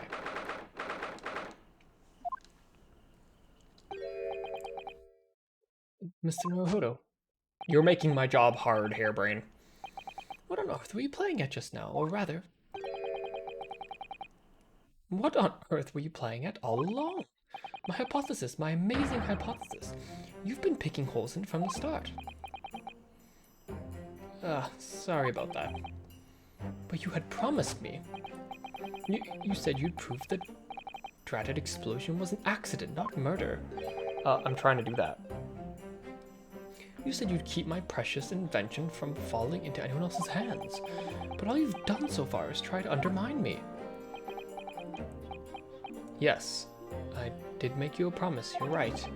I said that I believe in you and your fight for your freedom to the very end. But I also told you that I was no scientist. I don't understand your hypothesis. The fact is, there's an undeniable flaw in your logic, isn't there? No, but if I just run through some equations, yes, you see, it's because my work is incomplete. Perhaps it is, but nevertheless, the man died as a consequence, didn't he? Oh. Oh, no.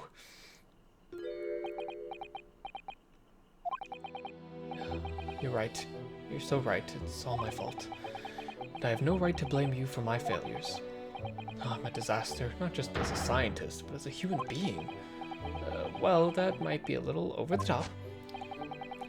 And while we're on the subject, what about Brock? He's being awful. Yeah, he's an awful human being. Claiming his old university friend to be a murderer, you mean? He's a disaster, not just as a prosecutor, but as a human being. Oh, but no, wait. He's the Reaper, isn't he? Perhaps he's not classified as Homo sapiens anymore? I'm glad that that's cleared up. He's being a real stinker. Can I double check something with you? Yes, what? The machine and the demonstration you prepared, they were based entirely upon your hypothesis, I assume? There was no trickery involved?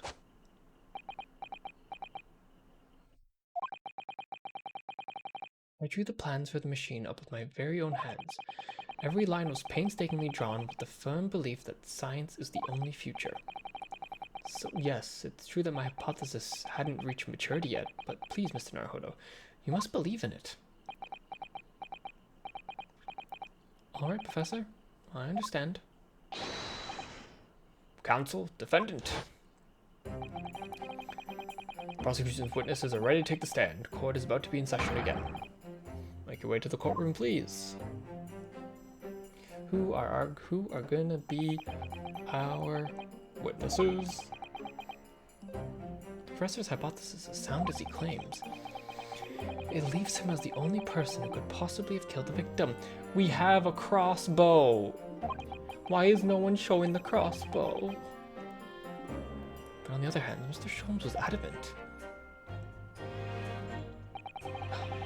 A practical implementation such as what was attempted by the professor at the Great Exhibition is quite impossible.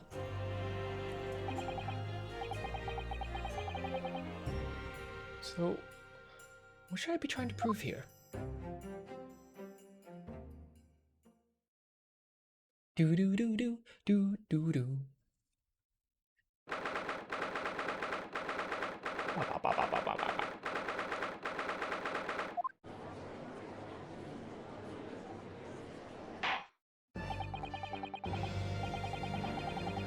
In the name of Her Majesty the Queen, I hereby reconvene the proceedings of this court. Counsels for the defense and prosecution, are you ready for the new witnesses to testify? The prosecution is ready, my lord. As is the defense, my lord. So, Lord Van Zykes, I believe these next witnesses saw the demonstration on the day in question with their own eyes. Indeed, they did. And as luck would have it, one of them is a police detective. So the testimony we're about to hear can be considered highly reliable. Can it? Can it? I mean, I don't know if it's just me, but coming from a cop, it just makes it less reliable, not more reliable. So I'm gonna have that. I'm gonna have to disagree with you there, Van Zykes. I would say the opposite is true, Mr. Van Zykes. Exactly. Perfect. A detective of all people. Prosecution's stance remains unchanged. Though it ended in tragedy, the demonstration on the day in question was scientifically sound. And consequently, the sole person with the opportunity to have committed the act of murder is the only other individual to have been present on the stage at the time of the accused. Mr. Zykes, have you heard the term ACAB before? Do you know what ACAB is, Mr. Van Zykes? Thank you, counsel. The prosecution position is clear. So bring forth your witnesses now. Bailiff, show the witnesses in. Witnesses whose proximity to the incident on the day in question will clarify the truth unequivocally. I cannot speak English. Words are hard. Oh yeah, these people look trustworthy. Oh, hi Gina. Okay, one person here is trustworthy. I trust one person on this stand. Witnesses, state your names and occupations for the court to hear. Oh wait, is Gina? I forgot Gina's working with the detectives. Oh god, I forgot Gina was the cop. I forgot Gina was a cop now. God damn it. Well, she's not. She's a cop in training. She has a chance to get out. Go back to being a pickpocketer, Gina. You were cooler. My name's Balthazar Loon. I am the impresario of the hot air balloons in the vicinity of the Esperimento stage. Yeah, she's a detective.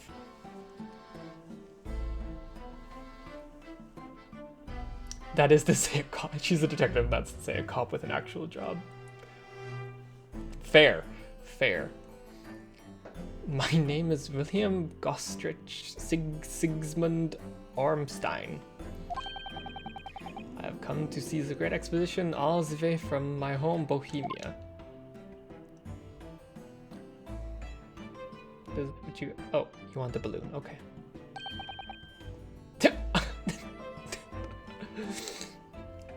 I'm very rich. Inspector Gina Lestrade, Scotland Yard. I'm a great detective, even Airlock Sholmes agrees. I was on the security duty at the exposition, and I got to go up in one of them balloons. It was amazing. Gina, again. But she did mention that she'd seen the disaster from up in a balloon, actually, didn't she? And she clearly loved every minute of it.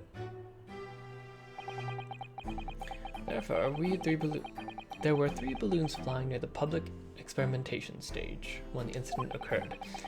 2 of those witnesses were in one such balloon at the time and saw the events unfold from the skies above. Make it sound like they were in the clouds. It was on the altitude of circa 60 feet, very low. Did someone snipe him from a balloon? Well, you can't see nothing if you're flying too high, can you? 60 feet, about 18 meters then. Thank you for your introductions. Now you'll give your formal testimony of the court. Kindly describe exactly what you witnessed, especially those of you who had a vantage point above the stage. Okay, so these two pointing at the screen like you can see me, were in one.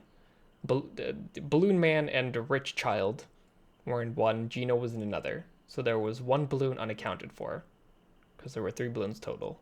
And I assume whoever was in that one did the sniping with the crossbow. Was an incident terrible. I'm only grateful that my balloons were not damaged. There's this huge bang from the stage, and the next second another bang in the sky beside us. And from amid the smoke, a cage appeared out of nowhere. The cage, it fell from the sky like a stone and crashed into the crystal tower. I didn't get a good look inside the cage, but no one went near it after it crashed into the tower. Okay. Most extraordinary collective account, I must say. Could I just clarify something? There's a detail in the witness's testimony that I've not heard any mention until now. Specifically that there were 2 explosions? More precisely, 2 explosions in 2 separate places, yes.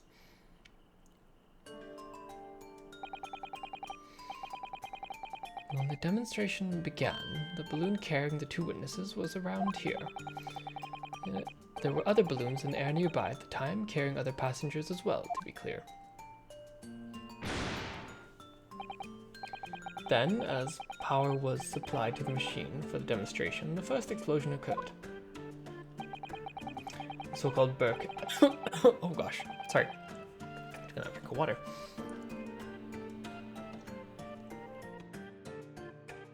The so-called bird cage that contained the victim disappeared from the stage, and a moment later... Second explosion occurred directly adjacent to the balloon carrying the witness. That's sus. Are you sure someone didn't, like, drop something out of the bird? I don't... This is so weird. I want to see how this plays out. Did they, like...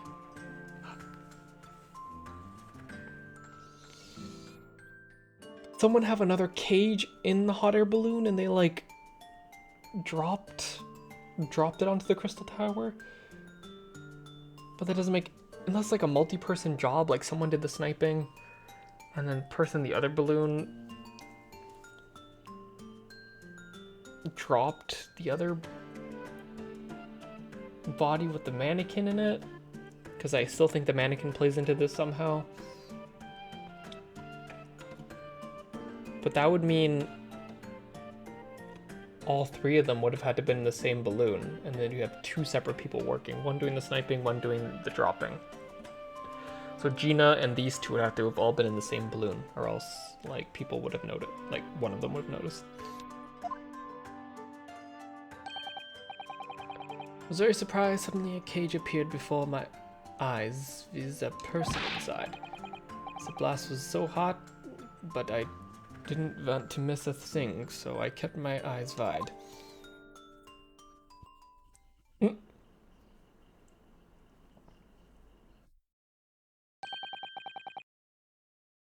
I still have lots of money, okay.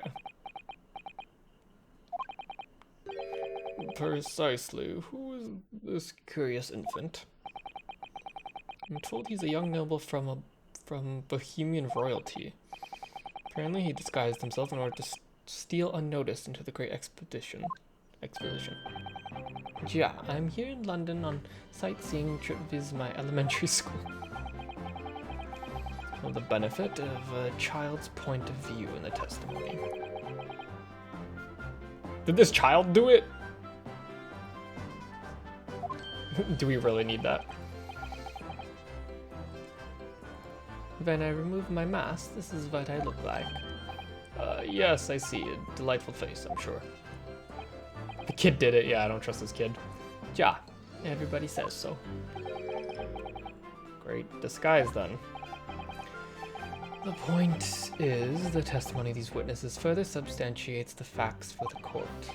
Namely, that despite ending in an explosion, instantaneous kinesis was successfully demonstrated. Or there was a fake cage with a mannequin in that someone dropped from the balloon. And furthermore, that until the arrival of the police, no one approached the crystal tower where the victim fell. Therefore, only the accused, with Mr. Asman on the stage, could have possibly committed the murder.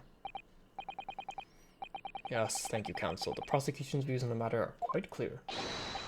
So, the defense cross-examination now, please. Yes, my lord.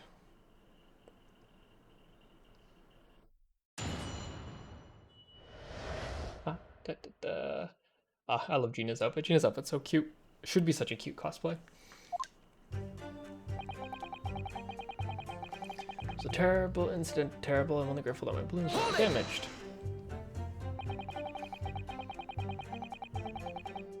There were 3 balloons flying above the experimentation stage at the time, I understand? See, all 3 of them, my bellissimi bambini. They are very popular, signor. Some of them paid £10 for one ride. £10? That's more than my annual stipend. £20 a month. That's my pocket money. Royals have all the luck. Ryu said, "Eat the rich." Both in this game and the last one, she was sporting Major Drip. Yeah, Gina just been style icon, honestly. I got there for free, I did. Played the old "I work for Her Majesty's Police" card, you know? Detectives of all the luck. Hell yeah, Gina. She's getting that free shit. If they're so popular, why would you only be operating on such a small number of balloons, though? Because if I have too many in the skies, they could crash into each other. The operators of the balloons were decided by lots, with each operator manning a particular area. See, there's one above public experimentation stage. Oh, I was like, what is that word? Experimentation stage is the most profitable. The other impresarios, they hate me. Thank you, witness. I think the court is a clear picture of the arrangements for balloon rides at the exposition. Perhaps we could hear more about what you actually witnessed of the incident? Right. I can fill you in there, my lord. This huge bang from the stage, and the next second there's another bang in the sky beside us.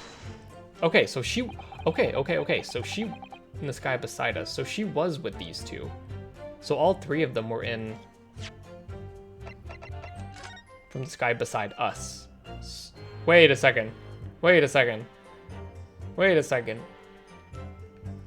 the third?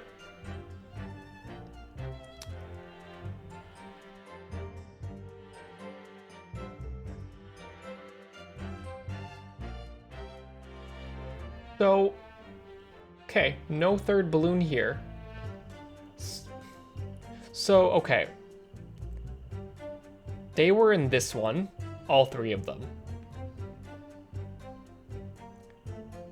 Did the murderer, snipe him with the crossbow from the balloon, and then the third balloon had no one in it except for the replica wooden cage with the wax mannequin. And the second explosion was the balloon exploding. And then because the balloon exploded, it dropped the bird cage with the fake dude into the crystal tower.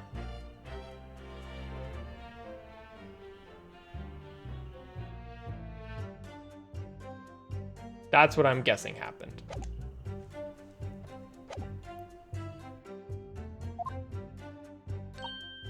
Yep, isn't it amazing what a detective gets to do, eh? I'm telling you, Oda, being a lawyer's a mug's game. You should join the force and we can go flying together. You know me so well. Yes, well, anyway. Could you tell us exactly what you saw, do you think? Everything. Everything. We saw everything, because we're up above it all. The dodgy cove climbed into that cage, and that dodgy professor pulling all them levers. And that's when it happened. That's when there was a massive bang and the cage disappeared, just like that. You're describing the moment the subject's body was decomposed by the electricity, I believe? Right. I love Gina. Gina's probably one of my favorite characters in this game. I don't know what to make of it, but there was another bang right in the ear. Yeah, that was the other balloon exploding. That's Peter. I looked around, there was a huge, great fireball right next to us in the sky, and there was nothing there before. Excuse me. Excuse me, child. Master Gotts, does your memory of the day differ?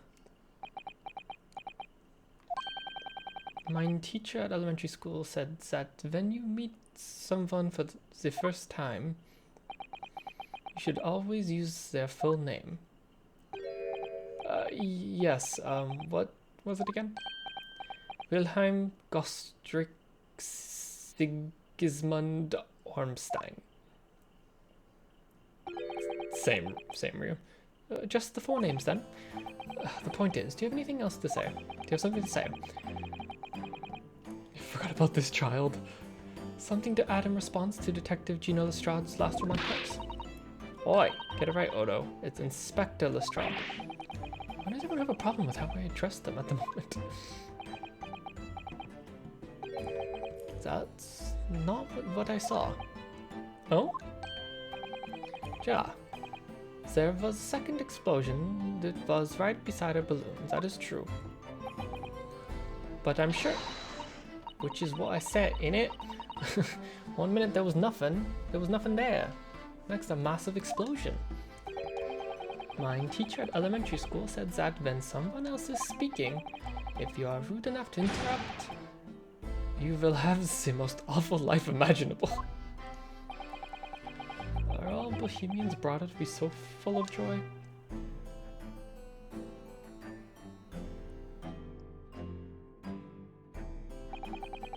Just before the second explosion happened next to our balloon, I clearly witnessed a green balloon flying in the sky. A green balloon? You what? I never saw nothing like that. But I did. I saw it, and you can't say I didn't. I will complain to the council. I will cry and scream. My testimony is the truth. I am a Bohemian prince. You cannot say it is lies. That is not allowed. Playing the Bloom royalty card, are you? Typical. Says the orphan who likes to remind people she works for Her Majesty's police.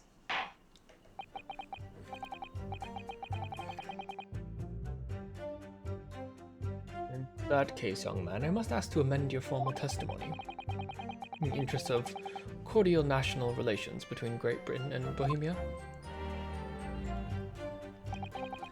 It was not the sky that exploded, it was the green balloon that was next to ours at the time. Hold it! A green balloon, you say? Are you sure about that? Of course I'm sure. I am a proud Bohemian prince. All these questions are making me boring. Making me boring. I think you mean bored. English is very annoying. The language of my countrymen is far superior. Ragazzo. It is very wrong to lie. Lie? Flying balloons never explode for the same reason that planets never explode. It is logical. Please tell me that doesn't mean logical. If you insult me, you insult all of Bohemia. Ma die. I will have the army come and shoot all of your stupid balloons out of the sky. All of them. Oh, okay, we're getting a little aggressive. I don't think that's necessary, child.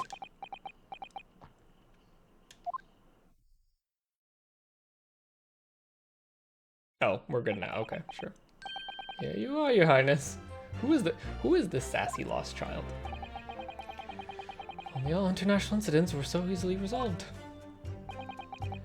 Now that the peaceful relations have been restored here in the courtroom, perhaps we could return to the testimony? Did you also see the moment that the cage materialized, Mr. Loon? No, I did not see the explosione myself, however. The cage fell from the sky like a stone and crashed into the crystal tower. Hold it! Did you actually see that happen? No, in reality I did not. I saw after it hit the tower. There was a grand confusione around the stage. I ran to see what happened. I was terrorized by the idea that one of my balloons had crashed. I suppose they are his livelihood. But when I looked up to the sky, all my precious balloons were still there. I saw it though. I saw it slam into the tower after all. I'm a detective now. And tell us what you saw, Inspector Lestrade. That's what I like to hear. That's what I like to hear. I didn't get a look at the cage, but no one went near after crashing there. Was it you who gave the order to keep the people away? Use your head, Odo. What could have been me? I was up in the balloon, weren't I? Right. So because I weren't available, it was my boss who had to leg it over there. He was sitting shoved and kicked all. He was shoved and kicked all over by the panicked inspectors as he tried to seal off the scene. That was, my brain could not read that sentence. It was a real sight to behold, I could tell you. Amazing. Poor Inspector Gregson. So anyway, I couldn't see the cage as well because of all the smoke. I didn't really want to see it, to be honest. I was scared of my wits. Keep it together, Inspector. The prosecution really is certain that the demonstration was genuine. What if it was actually some kind of switch-around trick instead?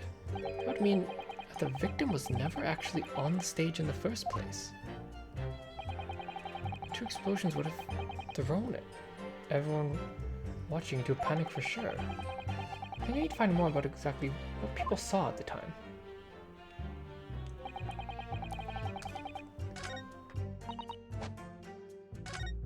Okay, I'm gonna save because it's been a little bit.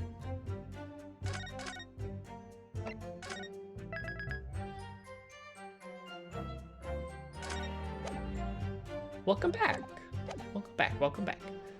So not in the skies. So it's the green balloons that was next to us at the time.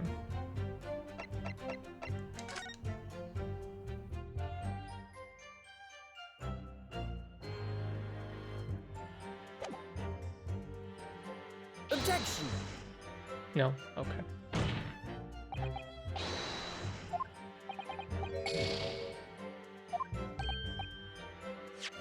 Okay, I thought he would be like, but there's only 2 balloons in this picture, so are you sure? And then it would like spiral from there, but I guess not.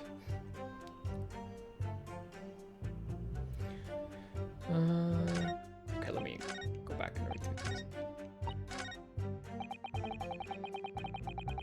1 balloons were not damaged. A huge bang from the stage, and next thing, another bang in the sky beside us. On the sky that exploded was a green balloon that was next to us at the time. Oh! Is it this? Is that what this is? The rubber? Oh my god, is that why we have this? I've been like, I want it. Be like this burnt piece of rubber that we've had for so long. Wait, does he say anything new about it now, maybe?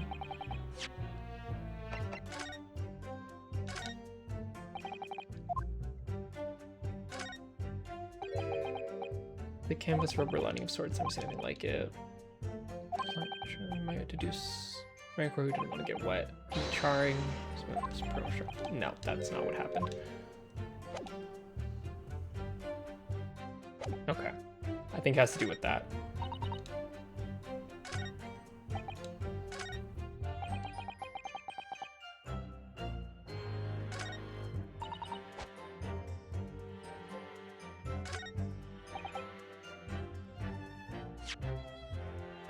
Objection! No? Okay.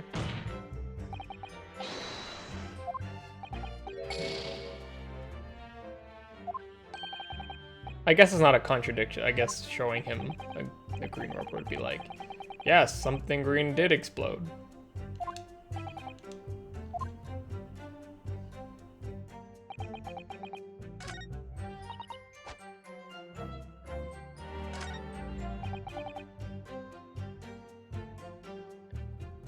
I'm grateful that my balloons were not damaged. Oh, maybe it's you?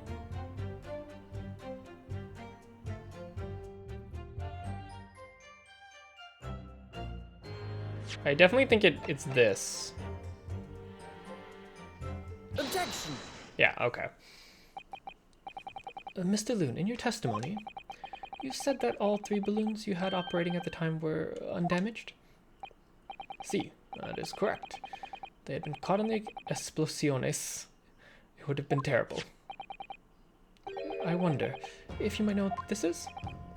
Ah, I think it may be, see, part of a balloon, a burnt piece of the fabric of the envelope.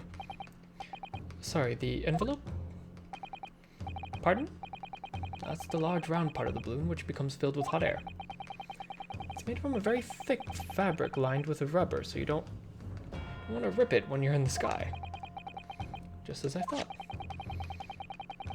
This piece of cloth was found near the experimentation stage. In other words, Master Gotts testified, a green balloon did indeed explode that day. Caught in 4K. If all the balloons in the sky above the experimentation stage belong to you, Mr. Loon, then your statement that they were undamaged clearly contradicts the evidence. Oh no, they popped. Dun dun dun dun dun dun dun dun dun dun.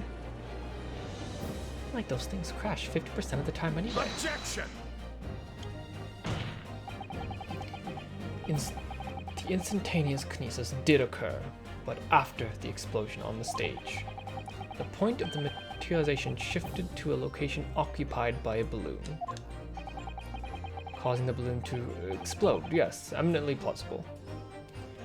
I love the magician. He's just using those little cards like fidget spinners. He's just shuffling. He's handing them out, playing with them, keeping himself busy. An unfortunate traffic accident, as it were, but it changes nothing about the permanent facts. This I cannot accept. Why not, Mr. Loon?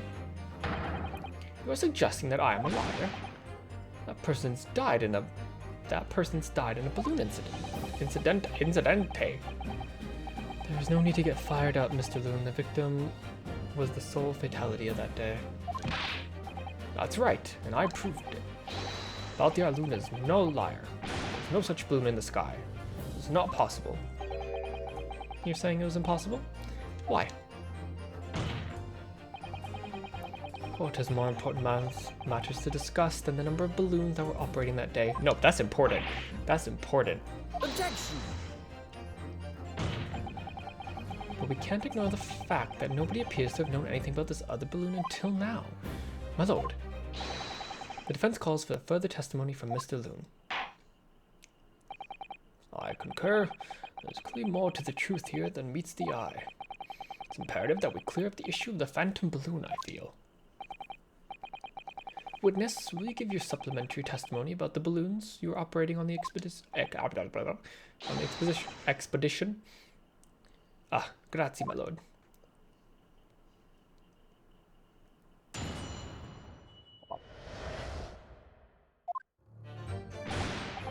As I said, Balthiar Loon is no liar. Every balloon I had in the sky landed safely. All three of my balloons were carrying passengers. They fell to the ground in an esplosione. What a catastrophe. So it's the Italian balloon man. But you can't get away from the fact that it burnt a bit of cloth was found near the scene, can you? The coppers at the yard reckon it was probably some debris storm from the explosion on the stage. That stupid ragazzo was mistaken. My balloons have the red and blue zigzag stripes anyway. So your assertion is that the balloon this child saw was not one belonging to you. Si, exactamente. You even saw a balloon in the first place. Not like the sound of it. It's very bad for business. I have a good mind to sue the land of Bohemia, oh boy. If you attack us, we will fight back, and we will be for all out for. Let's relax. What?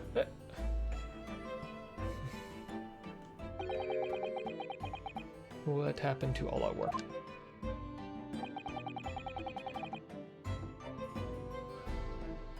Mr. Loon certainly didn't appear to be lying. But that doesn't change the fact that testimony and evidence are contradictory here. If the defense is unable to find fault with the witness's statements, the court must consider them truth. Think long and hard on that, my learned friend. The situation has clearly changed now. I have to get to the bottom of what happened here, no matter what it takes. Counsel, and I'll cross-examine the witnesses. Cross-examination. As I suppose, everyone's got to line up safely. You couldn't just have forgotten one, maybe? Senor. I might not notice if I was given 100 lentils and one was missing. But we're talking about 3 enormous balloons. Do you really believe I could make a mistake about something so grand and expensive? I took the liberty of having Inspector Gregson check this gentleman's warehouse. Now the report here clearly says a total of 3 balloons. It would appear no mistake has been made then. Then there was another balloon. There was a separate balloon. Surely Miss Lestrade could have been sent for such a menial task. What, me? I'll tell you what I told the boss. East End kids like me can only count up to 10. Cheetah. Obviously that ain't true, but the boss bought and said I have to go himself. Oh, you're just using it to get out of, you're getting it to get out of work. I get it. Okay, never mind. Keep going, Gina.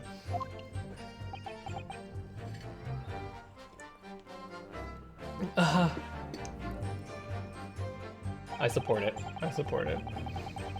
All 3 balloons were carrying passengers if they fell to the ground in this was Hold it! Honestly, valid. Gina's like the most relatable person in this entire game. And quite a catastrophe if they fell to the ground for any reason, I think. On that note, Mr. Loon, tell me, what is that keeps these balloons in the sky? Are you an idiot? Sorry? It's like asking, why does a candle burn bright? It burns bright because it burns bright, and balloons flies because it flies. What else? Okay, there's a bit more to it than that, my dude. There must be Italian for I don't know. There are 2 types of flying balloons, hot air balloons and gas balloons.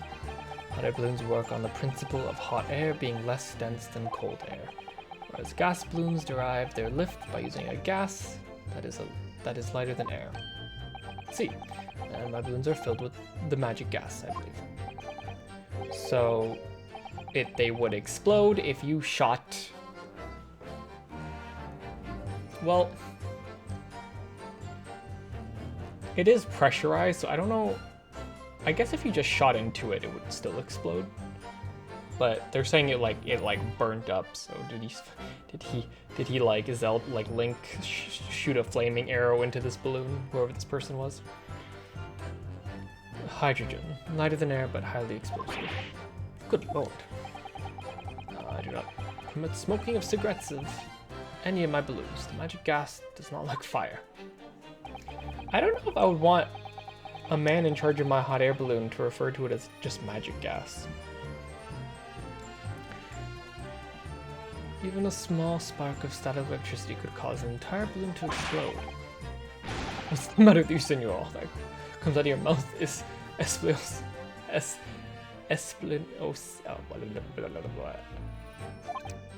talk. Three of my balloons are perfectly safe. They have been, or I cannot eat. None of my balloons exploded that day, I'm completely sure. If you still say that's what happened, you must show me proof. Alright, so Mr. Loon has 3 balloons in the air, right? That day. Okay. None of them were damaged, then what was the one? Right. If none of them were damaged, then what was the one that exploded? I love when he does that stupid look at the screen.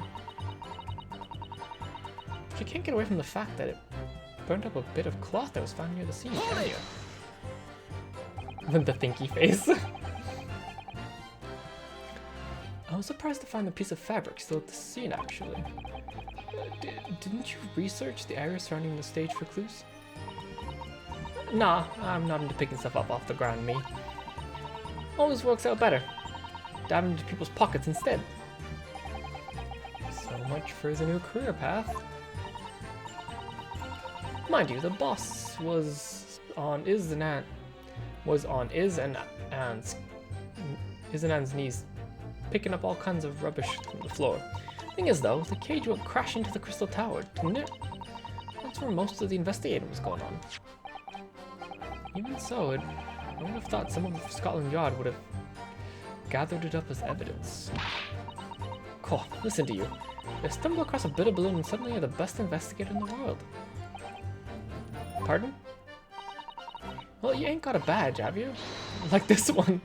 I could have arrested you with this if I wanted to. I wouldn't put it past her.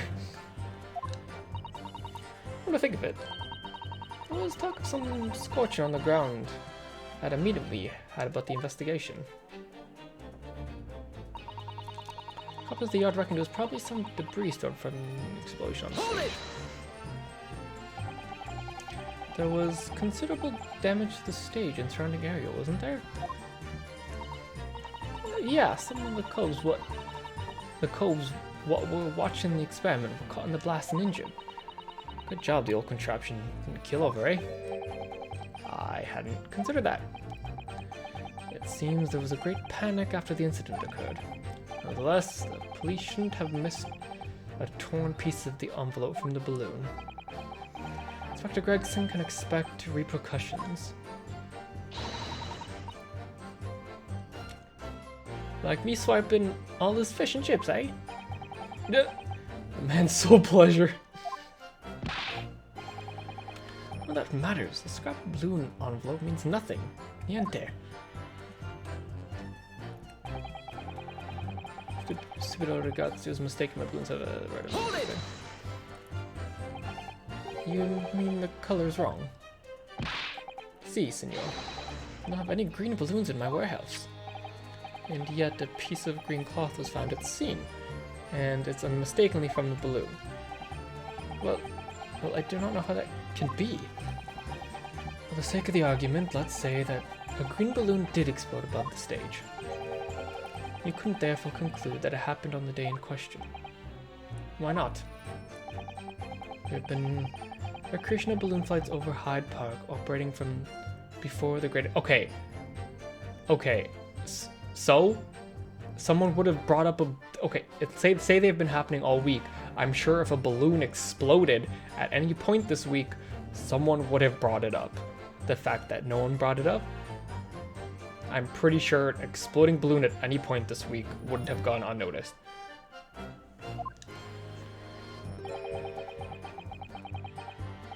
Well, could have exploded on some earlier date. Unfortunate, as I'm sure you'd agree. You believe it from some time. Oh my god, you believe it may have been from some earlier balloon that predates the when? What? No one would have talked. Okay, no, that's bullshit. Van Zykes, you're grasping at straws there. That argument is not sound. Excellent. As the senor says, it's not from one of my balloons. Clearly, the little ragazzo from Bohemia is mistaken about what he saw. Excuse me. Is something wrong, Master Butts? It's Master Wilhelm Gostreich Sigmund Ormstein. It's on the tip of my tongue. Ja, something is very wrong. I know what I saw. If there's a green balloon there, I swear all over Bohemia. You can speak as much bad language as you like, but it changes nothing.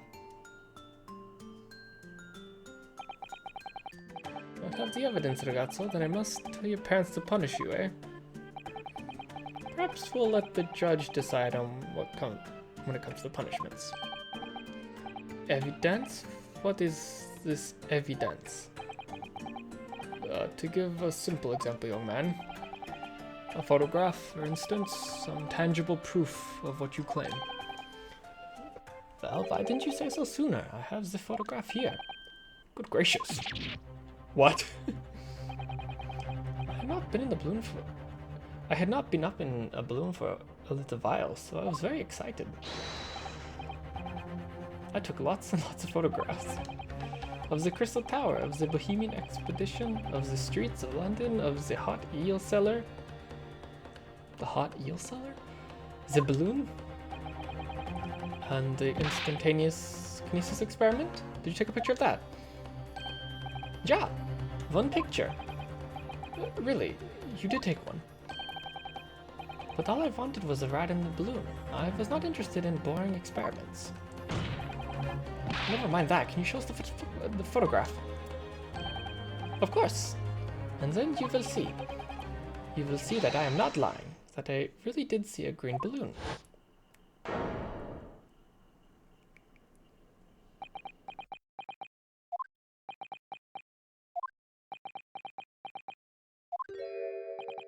Well, so you're all too shocked to speak. I think shocked is indeed the word, young man. Let me actually... It's not in the court record yet, is it? No. Ja, perhaps you cannot see that it was a green balloon from this photograph, but that's not my fault. That is the fault of the stupid person who made the camera. But no. It's fine though, because he said all his balloons, like his hat, are blue with a red stripe. Did the balloon have a stripe? I don't remember. I didn't see. It flashed by too quickly. That is one very bohemian sounding cry. Very well, the court will accept this photograph as evidence. The photograph, the balloon was... Okay. Does it have a stripe?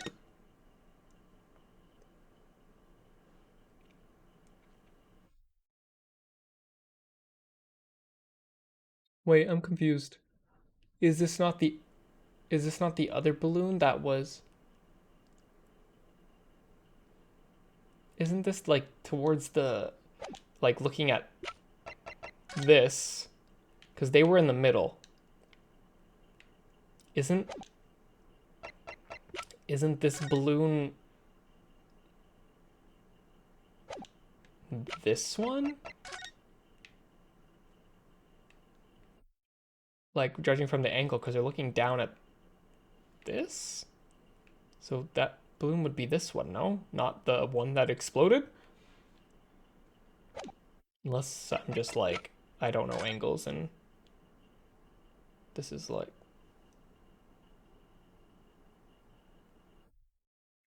Or no, I guess it could be the other. Because then the tower would be here.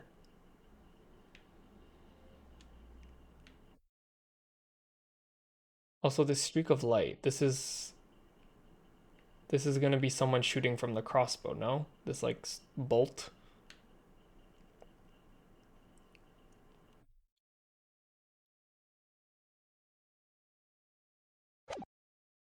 I don't know.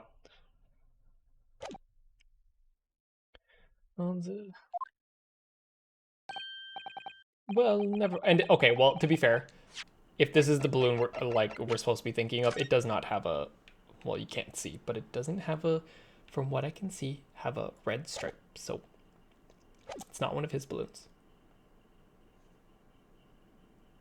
Sorry, that was me. I wiped my celestial glue on the picture. Well, never mind that. I'm sure you have plenty of wonderful sepia memories to take home with you. In any case, when exactly did you take that photograph? Well, it was on the day of the big explosion. You don't say. When I pressed the shutter, the release there was this very loud bang. And a hot wind rushed over my face. That means this photograph was taken a split second before the explosion occurred. Well, if you ask me, the black and white photograph changes nothing. I cannot give a flying fig. Lovely language you picked up. As I thought, Mr. Lim's testimony just doesn't quite add up. The young bohemian boy claims to have seen another fourth balloon. But Mr. Lim vehemently denies the possibility. Sorry, kid, it's actually magic wind, not hot wind. Yeah, it's magic. It's hard to imagine the man in charge could be mistaken about the number that were in the air. Still, this inconsistency must tell me something. I'm sure. Okay, so... Okay.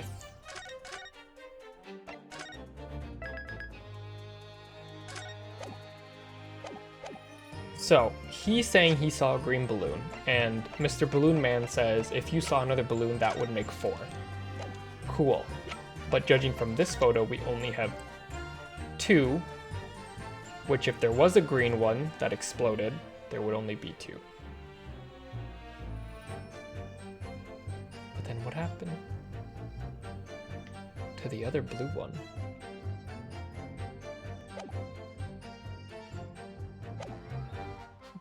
Safely. All three of my balloons are carrying. Okay, I think it's this one. And then I show him this. Objection! No. Okay. Yeah, I know I'm wrong. I've gotten all of these wrong so far today. I'm doing great. I know.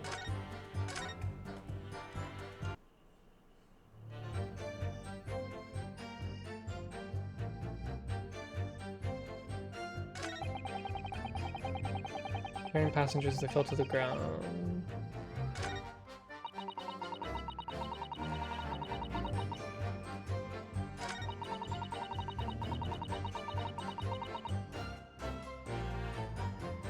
Oh man, you should have seen my last case. That is so bad. I think in the first game, the last case, I think I also did pretty bad on that one. Coppers at the yard reckon there's probably some debris thrown from the explosion on the stage.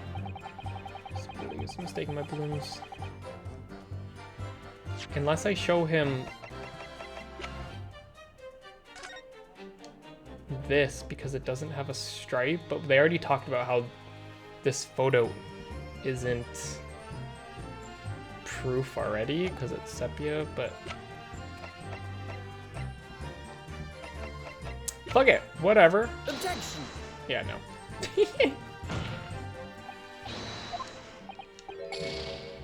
Save's coming.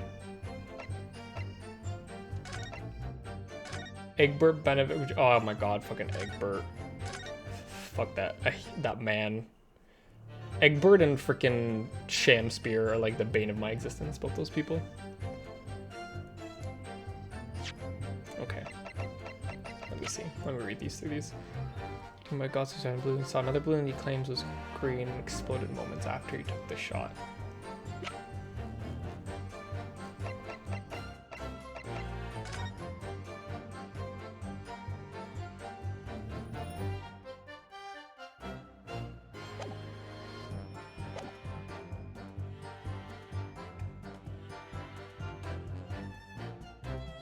Hold it!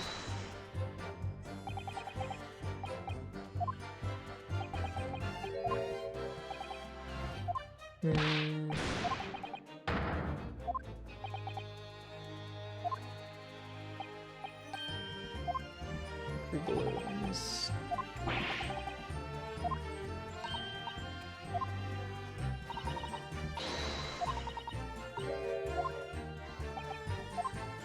What am I missing? My brain is too small for this. This is why I would never be a good lawyer.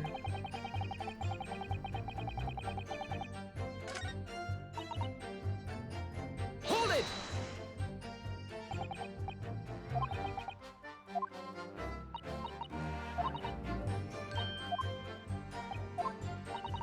I don't think anything Gina's saying is worth, like, is what I have to do.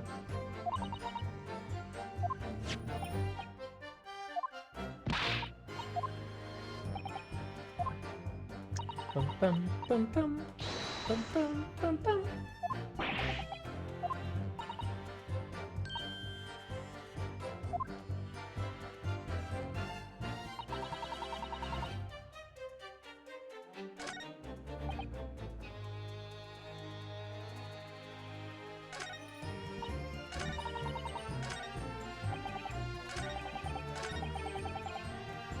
Hold it!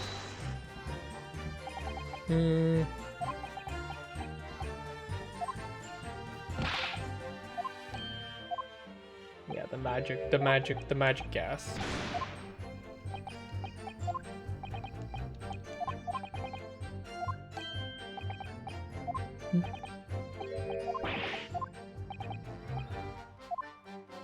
Magic gas does not like fire.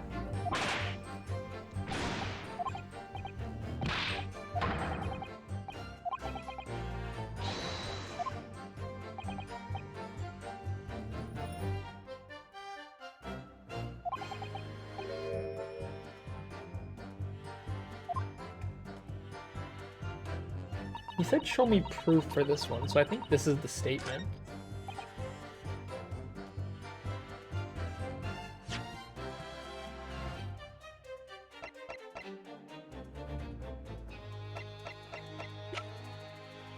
But I don't know what I would show him. This didn't work.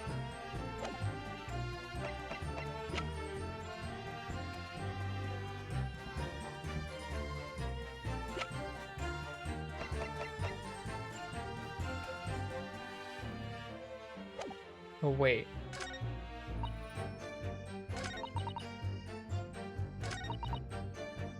The fact that I found at the scene canyon. No, I don't think we're talking about the crossbow yet. I was thinking maybe that she's talking about, because they talked about how they kind of didn't bother searching around the area if I could show the crossbow, but I don't think that's what I have to do.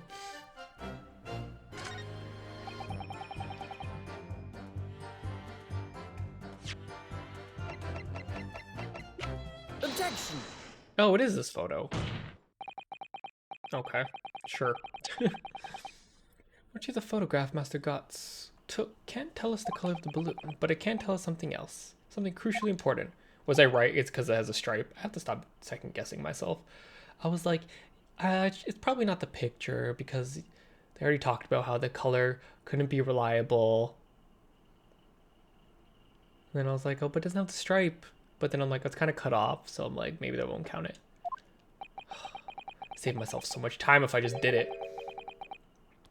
Oh, and it was also not carrying any passengers. That is true too. So I was like half right.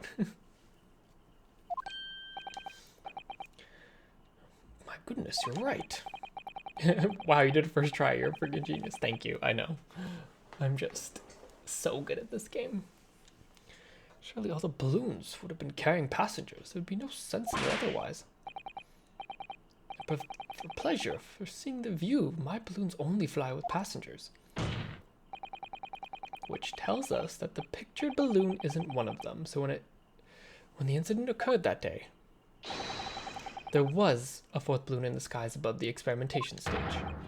The mysterious green balloon. I know nothing, niente. I only tell you one thing. The balloon was not carrying passengers, and it was not one of mine. Oh my god, his hat. His hat is like inflating. Objection! There are legal tradesmen everywhere. Yeah. Everywhere you care to look. Clearly one such entrepreneur decided to capitalize on this opportunity presented by the Great Exposition. Sir, your brain is pulsing. And managed to operate balloon flights on Mr. Loon's patch without him realizing. See, the competition trying to steal my profits. I did not notice because the experimento that went wrong on the stage. This fourth balloon exploded at the very same moment as Mr. Assman was beamed from the stage below. Right. So them scraps that fell to the ground after left them scorch marks. They didn't come from the stage at all. It was bits of the balloon raining down. But because no one was in it, it didn't get no attention. A mysterious fourth balloon carrying no There was a passenger. There was a passenger. It was a wax mannequin in a cage or something. It was like a decoy. Objection!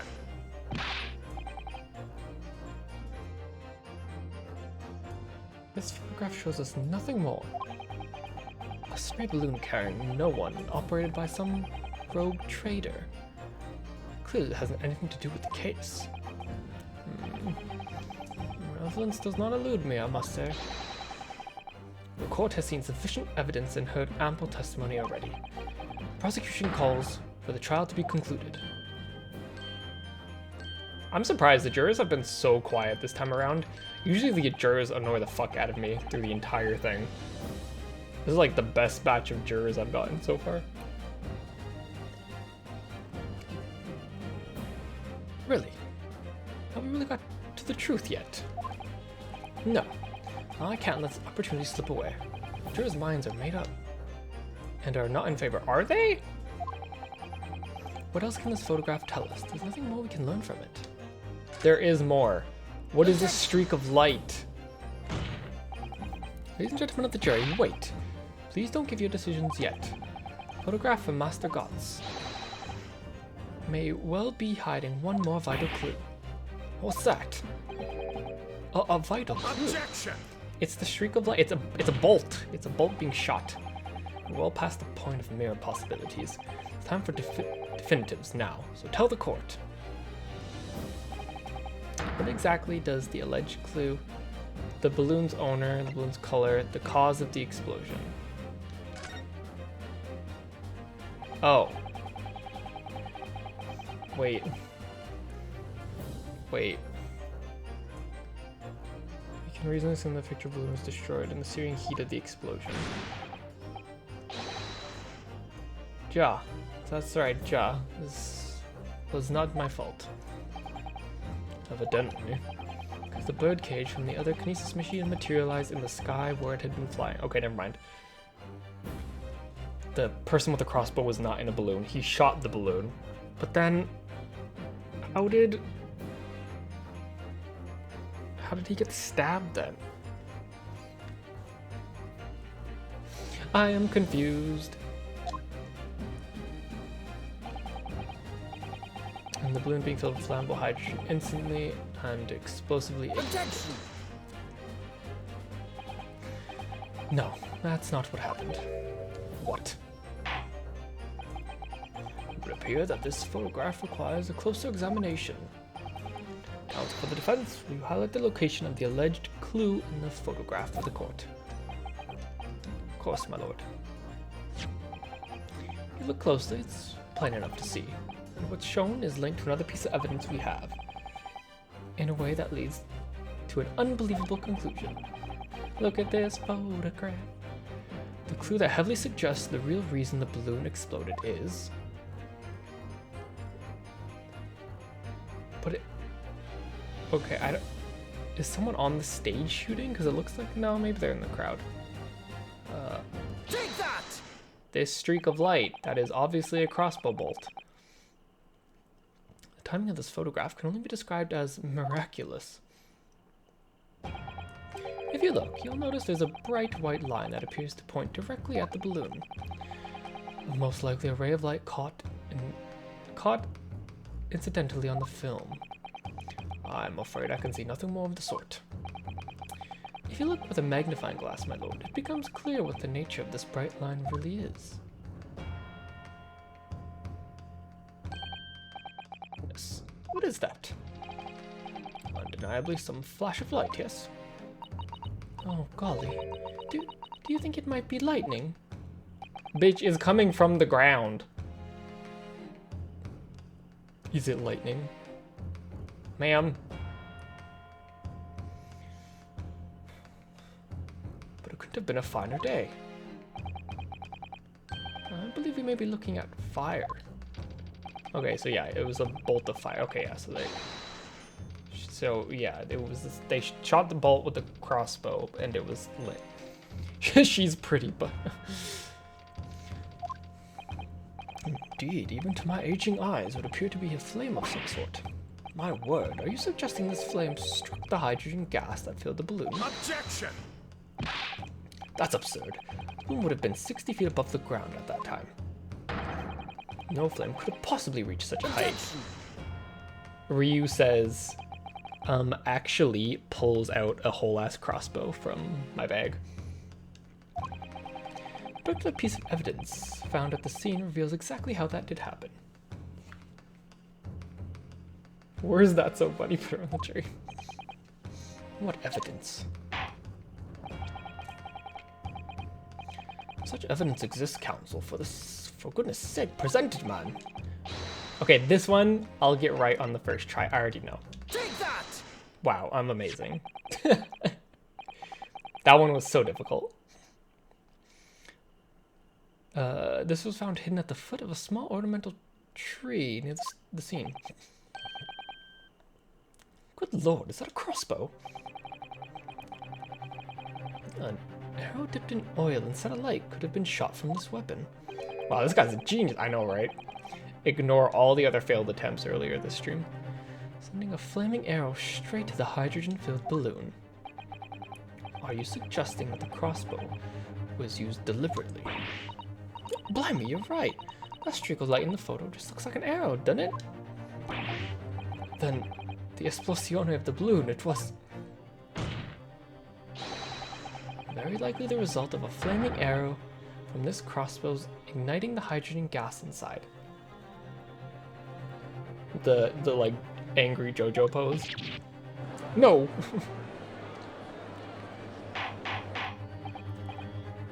Order. Council, this is extraordinary supposition. If the aim was to cause the balloon to explode, the shooter could have used a gun, of course. However, there's obvious reason why that would have been out of the question. Because it would have been loud, crossbows quieter. Yeah, the noise of the discharge, of course. That's right. By using a crossbow, the projectile could be fired at the balloon silently. Well, yeah, if someone had shot a gun in the expedition grounds, it would have caused a real panic. But with the big esplosione, there was a big panic anyway, no? I don't like this. I should be pleased to have found a plausible new explanation for all this, but something feels wrong. Objection! I understand the implications of what you're saying, my Nipponese friend. If a flaming arrow did indeed hit the balloon, then obviously it would have exploded, and the birdcage appeared from the cloud of smoke that ensued. What? Wait a minute. What are you really saying here? I don't get it. Was a birdcage beamed onto the sky after all? Or no, it was dropped from the freaking balloon. My goodness me.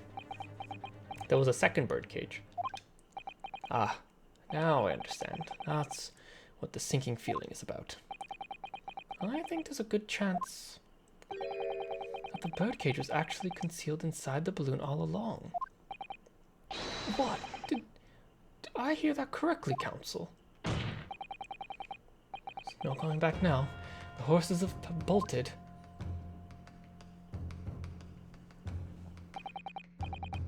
Assume, as I said, that the birdcage was hidden inside the green balloon from the start. On stage, when the experiment started, the birdcage in the instantaneous kinesis machine disappeared in a cloud of smoke. At that moment, the flaming arrow was fired from the ground, causing the green balloon to explode, drawing the attention of the spectator to the sky above their heads. Yeah, I'm just like,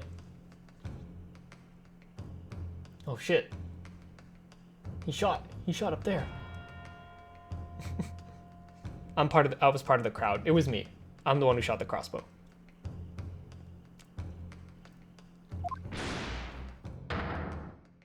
It was me all along. Amid the smoke, the hidden birdcage appeared to fall down and crash into the crystal tower. I think you'll all agree it's entirely plausible that what I just described is the real truth behind the miraculous experiment carried out that day. But good grief. I am the hooligan. Objection! 'Twas me. 'Twas me who set the balloon ablaze. This is ludicrous. You've described it as no science experiment. It's child's play. A contemptible display at stage magic. Both Mr. Sholmes and Iris said that the experiment was a scientific impossibility. In which case, it's the only way to explain what happened that day. And in any case, the victim's body was found inside the birdcage in the crystal tower.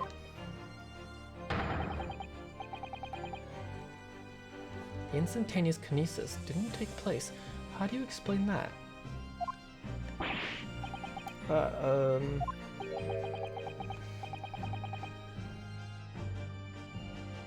If I may put in a word, as a man of magic myself, such apparent discrepancies can easily be explained by some simple deception.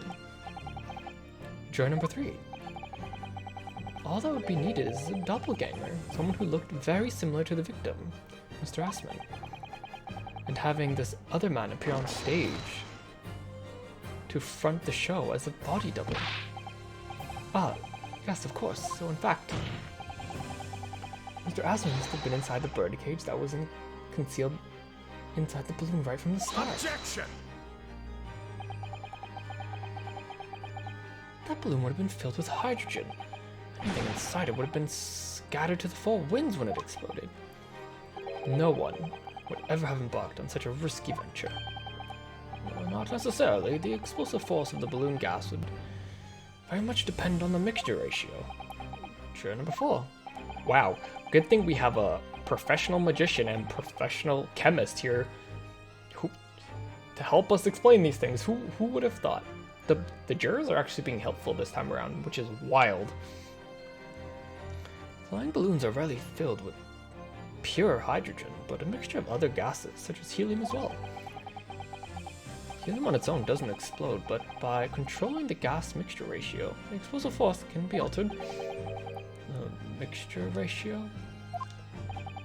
Obviously, the victim's body would have suffered some burns, would be unavoidable, but not to such an extent to render the whole obscene charade impossible. Suck on that, Dracula! So everything that happened can be explained logically and scientifically. The explosion that engulfed the stage at the start of the experiment was no accident. It was all part of an elaborate deception to make it appear that the instantaneous kinesis had occurred. Well, goodness me. And if we accept this as what happened, it means that the victim, Mr. Osman, was never present on the public experimentation to begin with. Ugh. In short, he couldn't have been killed by the defendant, who was on stage in full view the entire time. Haha, get fucked, Dracula, but I know there's gonna be a but. There's always a actually in these cases. This would be very hard for the prosecution to count. You just jinxed it. You just jinxed it, Renosuke. It's gonna happen. It's happened in every case so far. Forensics can't credibly maintain that Professor Harebrain is a suspect now. There it is. There it is. There it is. Oh. Don't. You shush. Shut your fucking mouth. We almost. We had him. We had him. Shut your fucking mouth, Harebrain. Mr. Naruto, I appreciate your efforts. Thank you. I'm gonna need you to fucking shut your mouth and walk out of this room right now, because we're about to win. But you can stop now. Just keep your mouth shut, please. No. The audacity. The audacity of this fucking man. Don't you tell me to keep my mouth shut. You shut up. Sorry. What's all this about, Mr. Harebrain?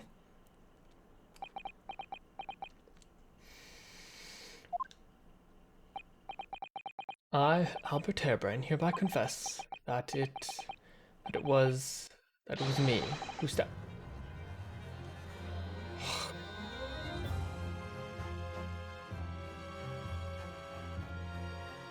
Why? Why? Why? Why? Why do I even bother? Why do I even... Can you just stop being someone's lawyer in the middle of a trial? Can I just be like, I don't want to do this anymore? Can I just walk out? Am I allowed to do that? Yes, it was me, my faithful friend and partner, Andrew the Screwdriver. Shut the fuck up. Shut the fuck up. Shut the fuck up. Shut the fuck up. What are you doing?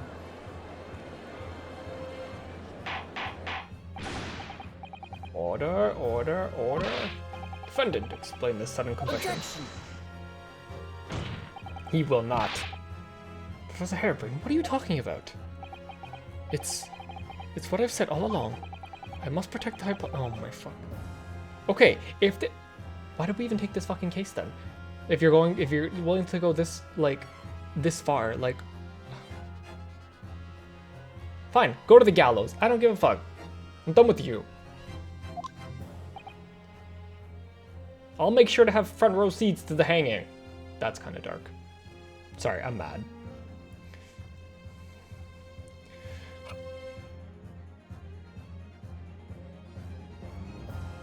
Coffee. That was a little mean. You stand there and claim it was all a trick. All an elaborate prank, but where's your proof? No.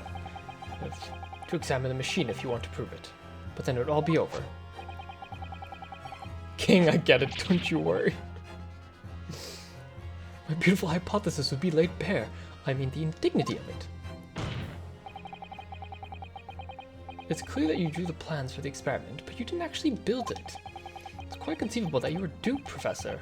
If you just let me, I can Brock. Yes. I'll cooperate. I'll do whatever you say. I swear it. So please. Ensure that the special dispensation of the Scientists of Equipment Act is adhered to protect my creation. No. No, we're not doing that.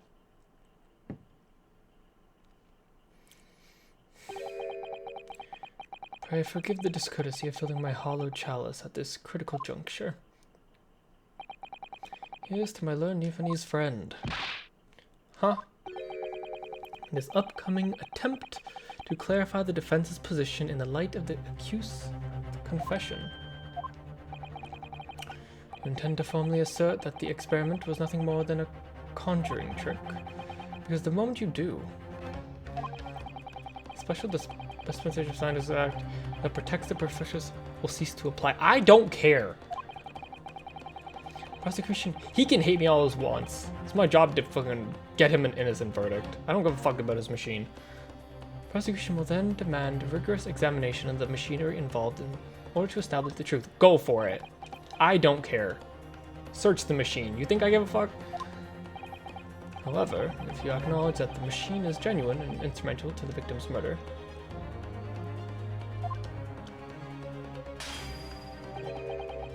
any chance of investigating will be crushed. And the confidentiality of the professor's... Wait, did I misread? Wait, what? You intend to formally assert the experiment was nothing more than a conjuring trick. Because the moment you do, special cease to apply. The prosecution will then demand a rigorous examination of the machine. Refers to as long as the machine is genuine and instrumental to the victim's murder. Okay, what if it's both? No. Search the machine. Search the machine. Well, counsel, what is the defense's official position on this matter? Oh god, it's one of these moments. Professor Harebrain's my client actually asked me was to prove that the explosion on stage was an accident and protect the secrecy of his hypothesis.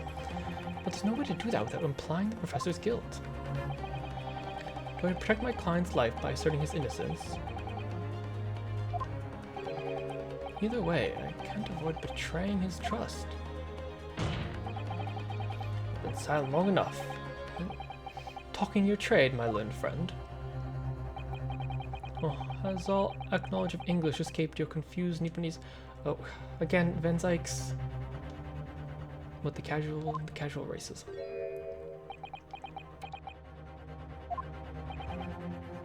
Mr. Naruhodo.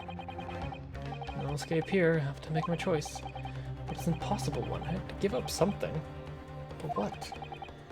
The defense asserts instantaneous connection to the machine was in fact...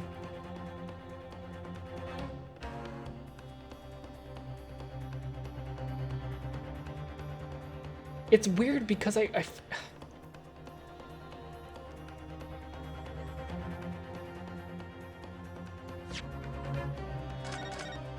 Can it be both? Can it be both?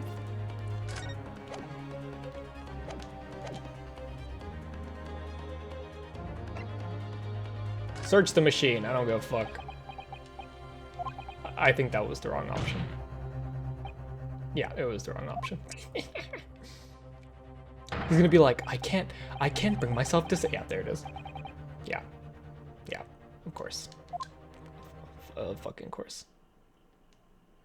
Most I give up on is not the question you have to ask yourself here. It's what can I protect? Hello again, Mr. Naruhodo. It's been far too long. Sato-san. But... Oh god. My first is until 6. Wait, she's not... Wait, is she actually here right now? Wait. Wait, I thought he was like... Actually, I think both of us was like, yeah. Wait, is she actually here? I'm so confused. I thought this was like him like thinking. It'll be time for talk later, Mr. Naruto. From now we must concentrate on the task at hand. Which is working out not what I have to give up on, but what I can protect. Okay, no, she wasn't here. I was like, did she just barge in? Hello? Professor Hairbrain. Ah, yes. Yesterday you told me that science is the pursuit of truth. Well, my job is to pursue the truth too. Yes, of course. And personally, I believe that you didn't stab Mr. Assman. I think you've come to realize something yourself too, haven't you? That your experiment and the machine you built with the victim are questionable. The truth behind that is what we both must pursue now.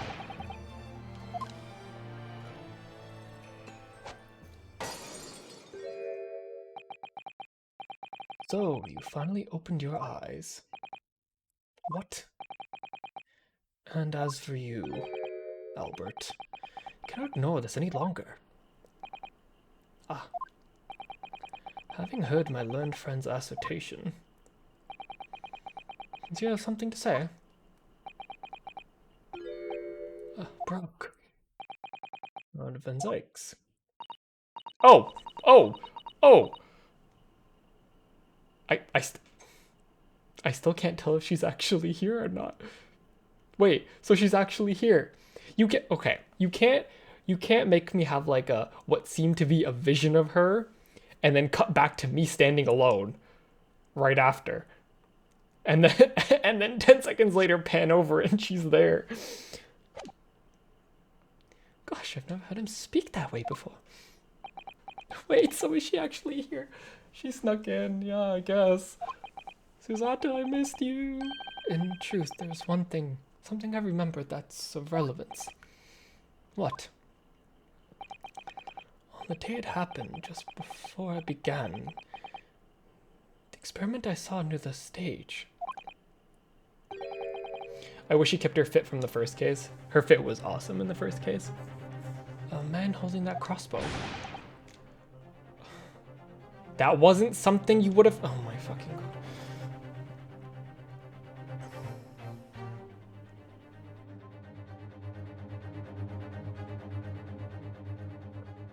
I beg your pardon.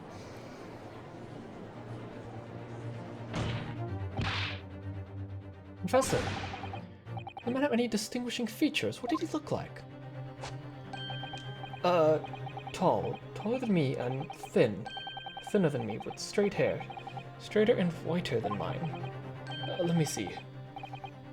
One less lens than me too. A monocle. Rather stylish black monocle. Nothing in particular will help possibly identify the man. You see, I know him very well. After all, he's the engineer who built my Oh, if only this information would have been super helpful, like, 3 hours ago. What do I know? What the fuck do I know? What? He built the machine. That's right, Mr. Assman introduced him to me a year ago. He's a man by the name of Beppo. Could you mind if it was Beppo? Beppo was the mastermind behind all this. Enoch Drebler. Enoch Drebler. I don't know that. Do you guys know that name? Does this name mean something? Members of the jury seem flustered. A name any scientist wishes to hear. The man's an abomination. I feel like technically these two jurors wouldn't be allowed to... After saying that, these two jurors would not be allowed to continue being jurors. Because now they have like a relation and a bias.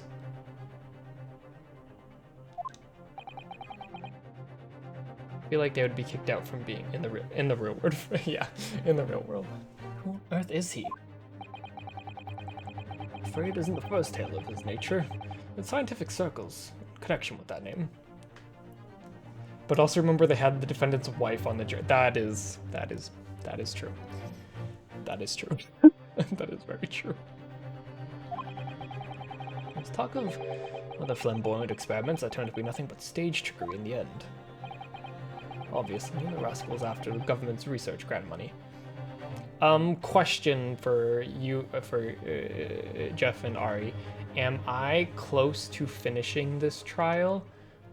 Because I want to finish up before 10 to watch CR tonight. So I don't know if I should stop. No? Okay. Okay, then I'll probably go to like 9:30 then, and then stop. Not even close? Great. It's one of those cases. Gotcha. Good to know, good to know. Obviously, the rascals after government research grant money. When magicians are in need of money, I've heard of them resorting to these underhand tactics. Some acquaintances of mine with experience on such things have mentioned Enoch Drebler's name before. The man is both an engineer and a magician. Yes, we're dealing with an unparalleled confidence trickster. So, he's an artificer that multi-classed into a wizard. Gotcha.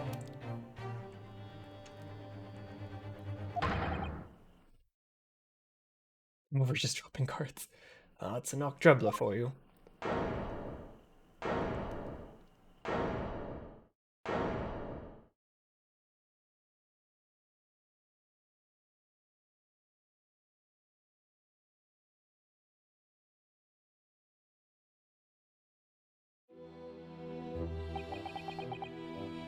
So it's true then. My invention, my great machine, was just a grand illusion. Considering what we just heard about Mr. Drebler's character, I'm sorry to say it sounds increasingly likely. Even though no one else believed it, I wanted to. I wanted to believe that machine would function exactly as my hypothesis predicted. Which is why you were so opposed to it being investigated, I presume. I knew that if the machine was examined in detail, its construction would give away my hypothesis. Obviously, I didn't want that to happen, but at the same time, if I knew I'd found it to be nothing more than a trick, a work of deception, and everything I'd worked towards, all my research, all my dreams, my whole life would be over.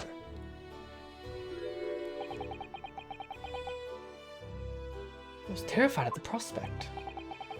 So you had no idea then, did you? What the true nature of this machine that was built, and the true nature of Mr. Drebler?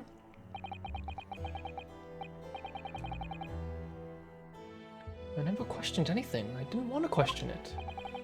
It's entirely possible that Mr. Assman and Mr. Drebler were working together to use you as a means of fraudulency, acquiring research grant money.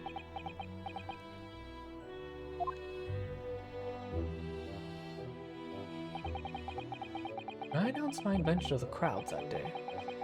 It was the finest moment of my career. I pulled all the levers and then turned all the dials exactly as the way Drebler had described. When the smoke suddenly started billowing out, I panicked. I didn't know what was happening. But how did they... Because he was moving... How did they...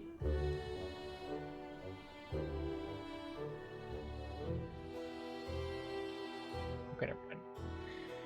But I really didn't know the whole illusion was made to work. I don't know anything anymore.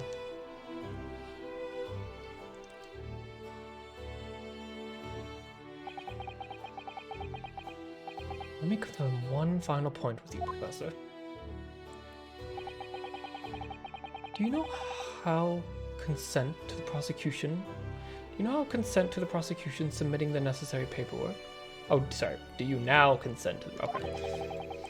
To release your invention from the protection afforded by the Special Dispensation of Scientific Equipment Act? Yes, please, go ahead. I'm very sorry.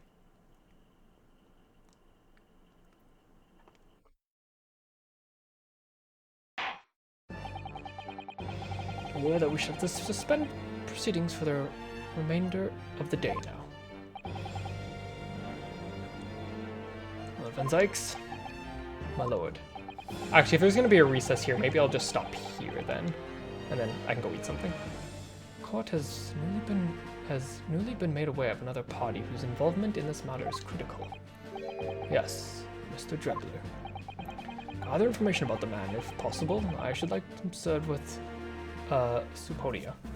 It'd be a good, decent. Okay. Yeah. I'll stop here then. With pleasure, my lord. Now, counsel for the defense. Yes, my lord. When we reconvene, I shall be looking for one thing and one thing alone from you. Evidence that the defendant is innocent of the crime for which he presently stands accused. I understand. Good. In that case, this court is adjourned until tomorrow morning. We love a nice, like, 7-hour case. Honestly, I should have expected. I forgot that even the very first game, the very first case with Miss Brett took like fucking 4 hours. Okay, I'll stop it here.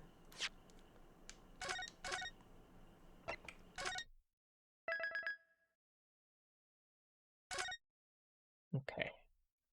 Da-da-da. Hell yeah. Just lower this down a little bit. Woohoo! Did it. We did it. What do you think? I'm stressed, and that fucking scientist was. I will say, I will say, this was the first case where the jurors weren't infuriating me to like no end the entire time. I like these jurors. So in that aspect, this case is great because these jurors are actually helpful and not fucking stupid and annoying. Now, my client, on the other hand, is an annoying piece of shit. Fucking hate this scientist. Yeah, they replace the annoying jurors with the annoying defendant to balance. Yeah, you always gotta have fucking some sort of annoying person. Sorry, I was drinking coffee. That's why I was making a stupid face. But yeah, to balance it out. I have to find a nicer font for this chat box. It's not the greatest. I kind of just chose one at random. It's not very cute. Maybe I'll find a free font online that I like. But yeah, thanks for watching. Thanks for hanging out. Since I'll be playing this on stream, I'll actually finish Ace Attorney, hopefully. I mean, it's probably gonna take a while because these cases are each gonna take like fucking 12 hours each. But yeah, thanks for watching. Second stream with the lad. Still very fun to use. Vibrates. But thanks for chilling, friends. I'll probably stream again tomorrow. Tomorrow's Friday. Now I can. Hey yo, though, sorry, I just have to say, Fire Emblem, new Fire Emblem Warriors game. I'm fucking excited. They said we're not gonna give you an everyone lives golden route in Three Houses, but we'll give you which is looking like a golden everyone lives route in a Warriors game, and I'm okay with that because if I really like it, this is my new canon. I don't care if the game is not canon. It is my new canon. I can slowly retweet my secret. Oh, all the hidden art that you're keeping secret from me until I finish the game. Yeah. But yo, I'm so excited. I'm so excited for Fire Emblem. I spent so much time playing the first Fire Emblem Warriors. I fucking love that game. Yeah, I gotta see everyone's like. From what it looks like, this is gonna be like. I think there will be some sort of time skip, but not 5 years. The way the characters are designed, it looks like they're like in between. They're like academy. I almost said high school. Their academy phase and the time skip. It looks like it's going to be somewhere in between. So I kind of want to see what everyone looks like in between. You can see Hilda in like a moment in like for like a second in the trailer. It looks like she's wearing her um it's very similar to her time skip outfit, but she has I think her hair is different from what it looked like. Yeah. So we've seen a Hilda cameo, we've seen Edelgard, Dimitri, Claude, fucking fucking Hubert's hot topic phase. We didn't see any other blue lions. We didn't see to do. I'm surprised we didn't see to do because they showed basically everyone's like right hand person. They showed Hilda for a split second. They showed Hubert. They didn't show to do though. Oh man, Dedu's probably gonna look sick as fuck. I'm excited to see what Dedu looks like. Edelgard looks so good. Where's Dedu? Where's Mercedes? Oh, I'm so excited to see what they all look like. I know all of them aren't going to be in the game. Like, I know every Three House character won't be in the game, but like, I'm so excited to see what everyone's going to look like.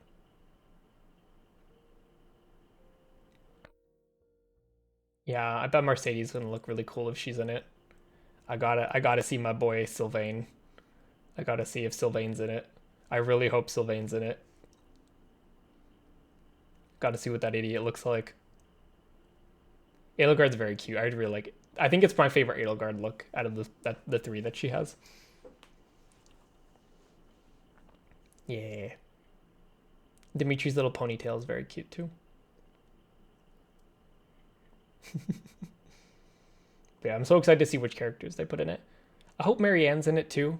I feel like I don't know. I feel like Marianne probably won't be in it, but I'm praying she's in it because I love Marianne.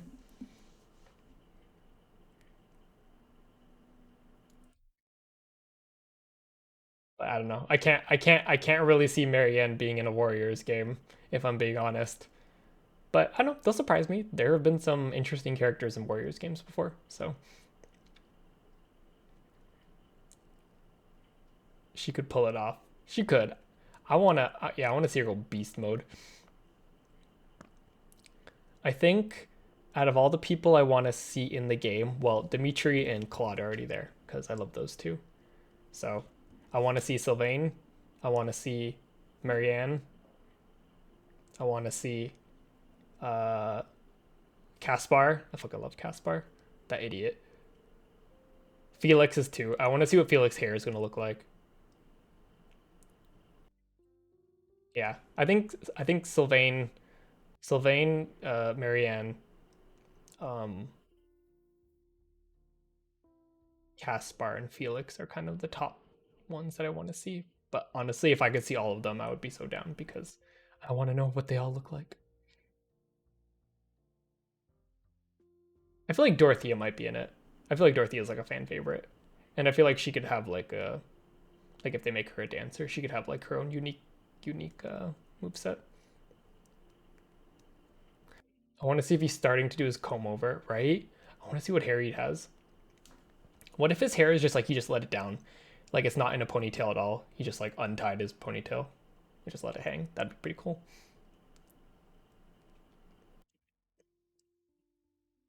As like an in between from the tied up hair and then the emo bang fringe, whatever the fuck it is. I'll simply pass away.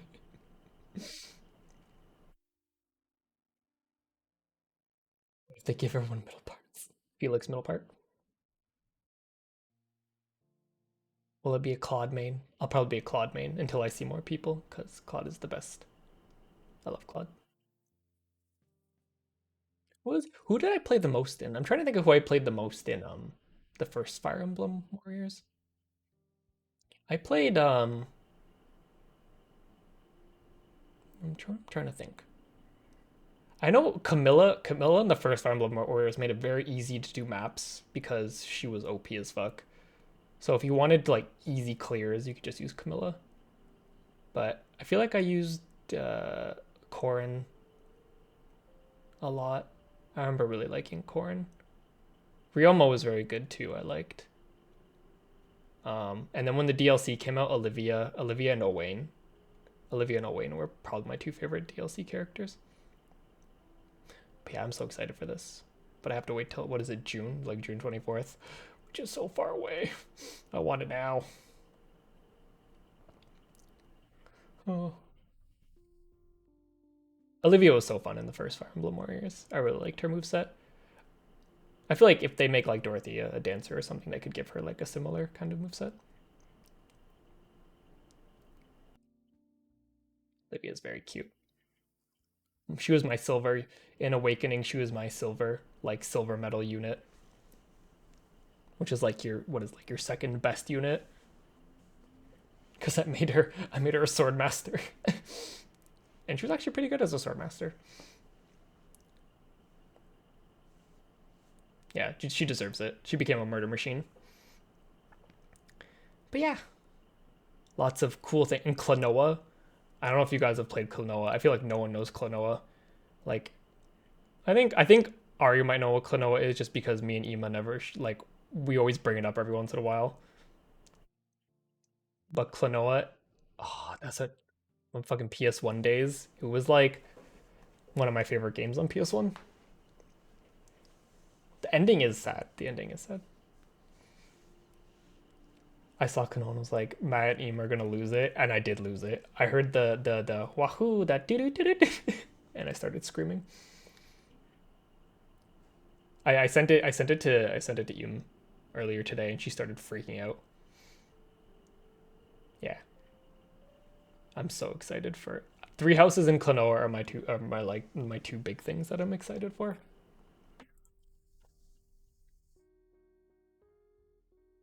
But yes, I'll probably head out here. But yeah, I'll stream again tomorrow. We'll do more Ace Attorney. Hopefully finish this case. I don't know if we will, but we'll find out. How much longer do you think there is in this case? Like another like what, like 3 hours, 4 hours? Like can fit the rest of the case in another stream. There's another investigation and trial. Okay. But they're both really long. Okay, we'll see. We'll see how long it takes. I have nothing to do tomorrow night, so I can always just go longer. Worst comes to worst. Okay, I'm gonna head out. You can definitely do lunch. Okay, cool. Cool, cool, cool. Okay, I'll see you guys later. You have fun. I'll talk to you in a little bit. I'm gonna go eat some snacks or something. Bye. Thank you for hanging out. Okay. Bye.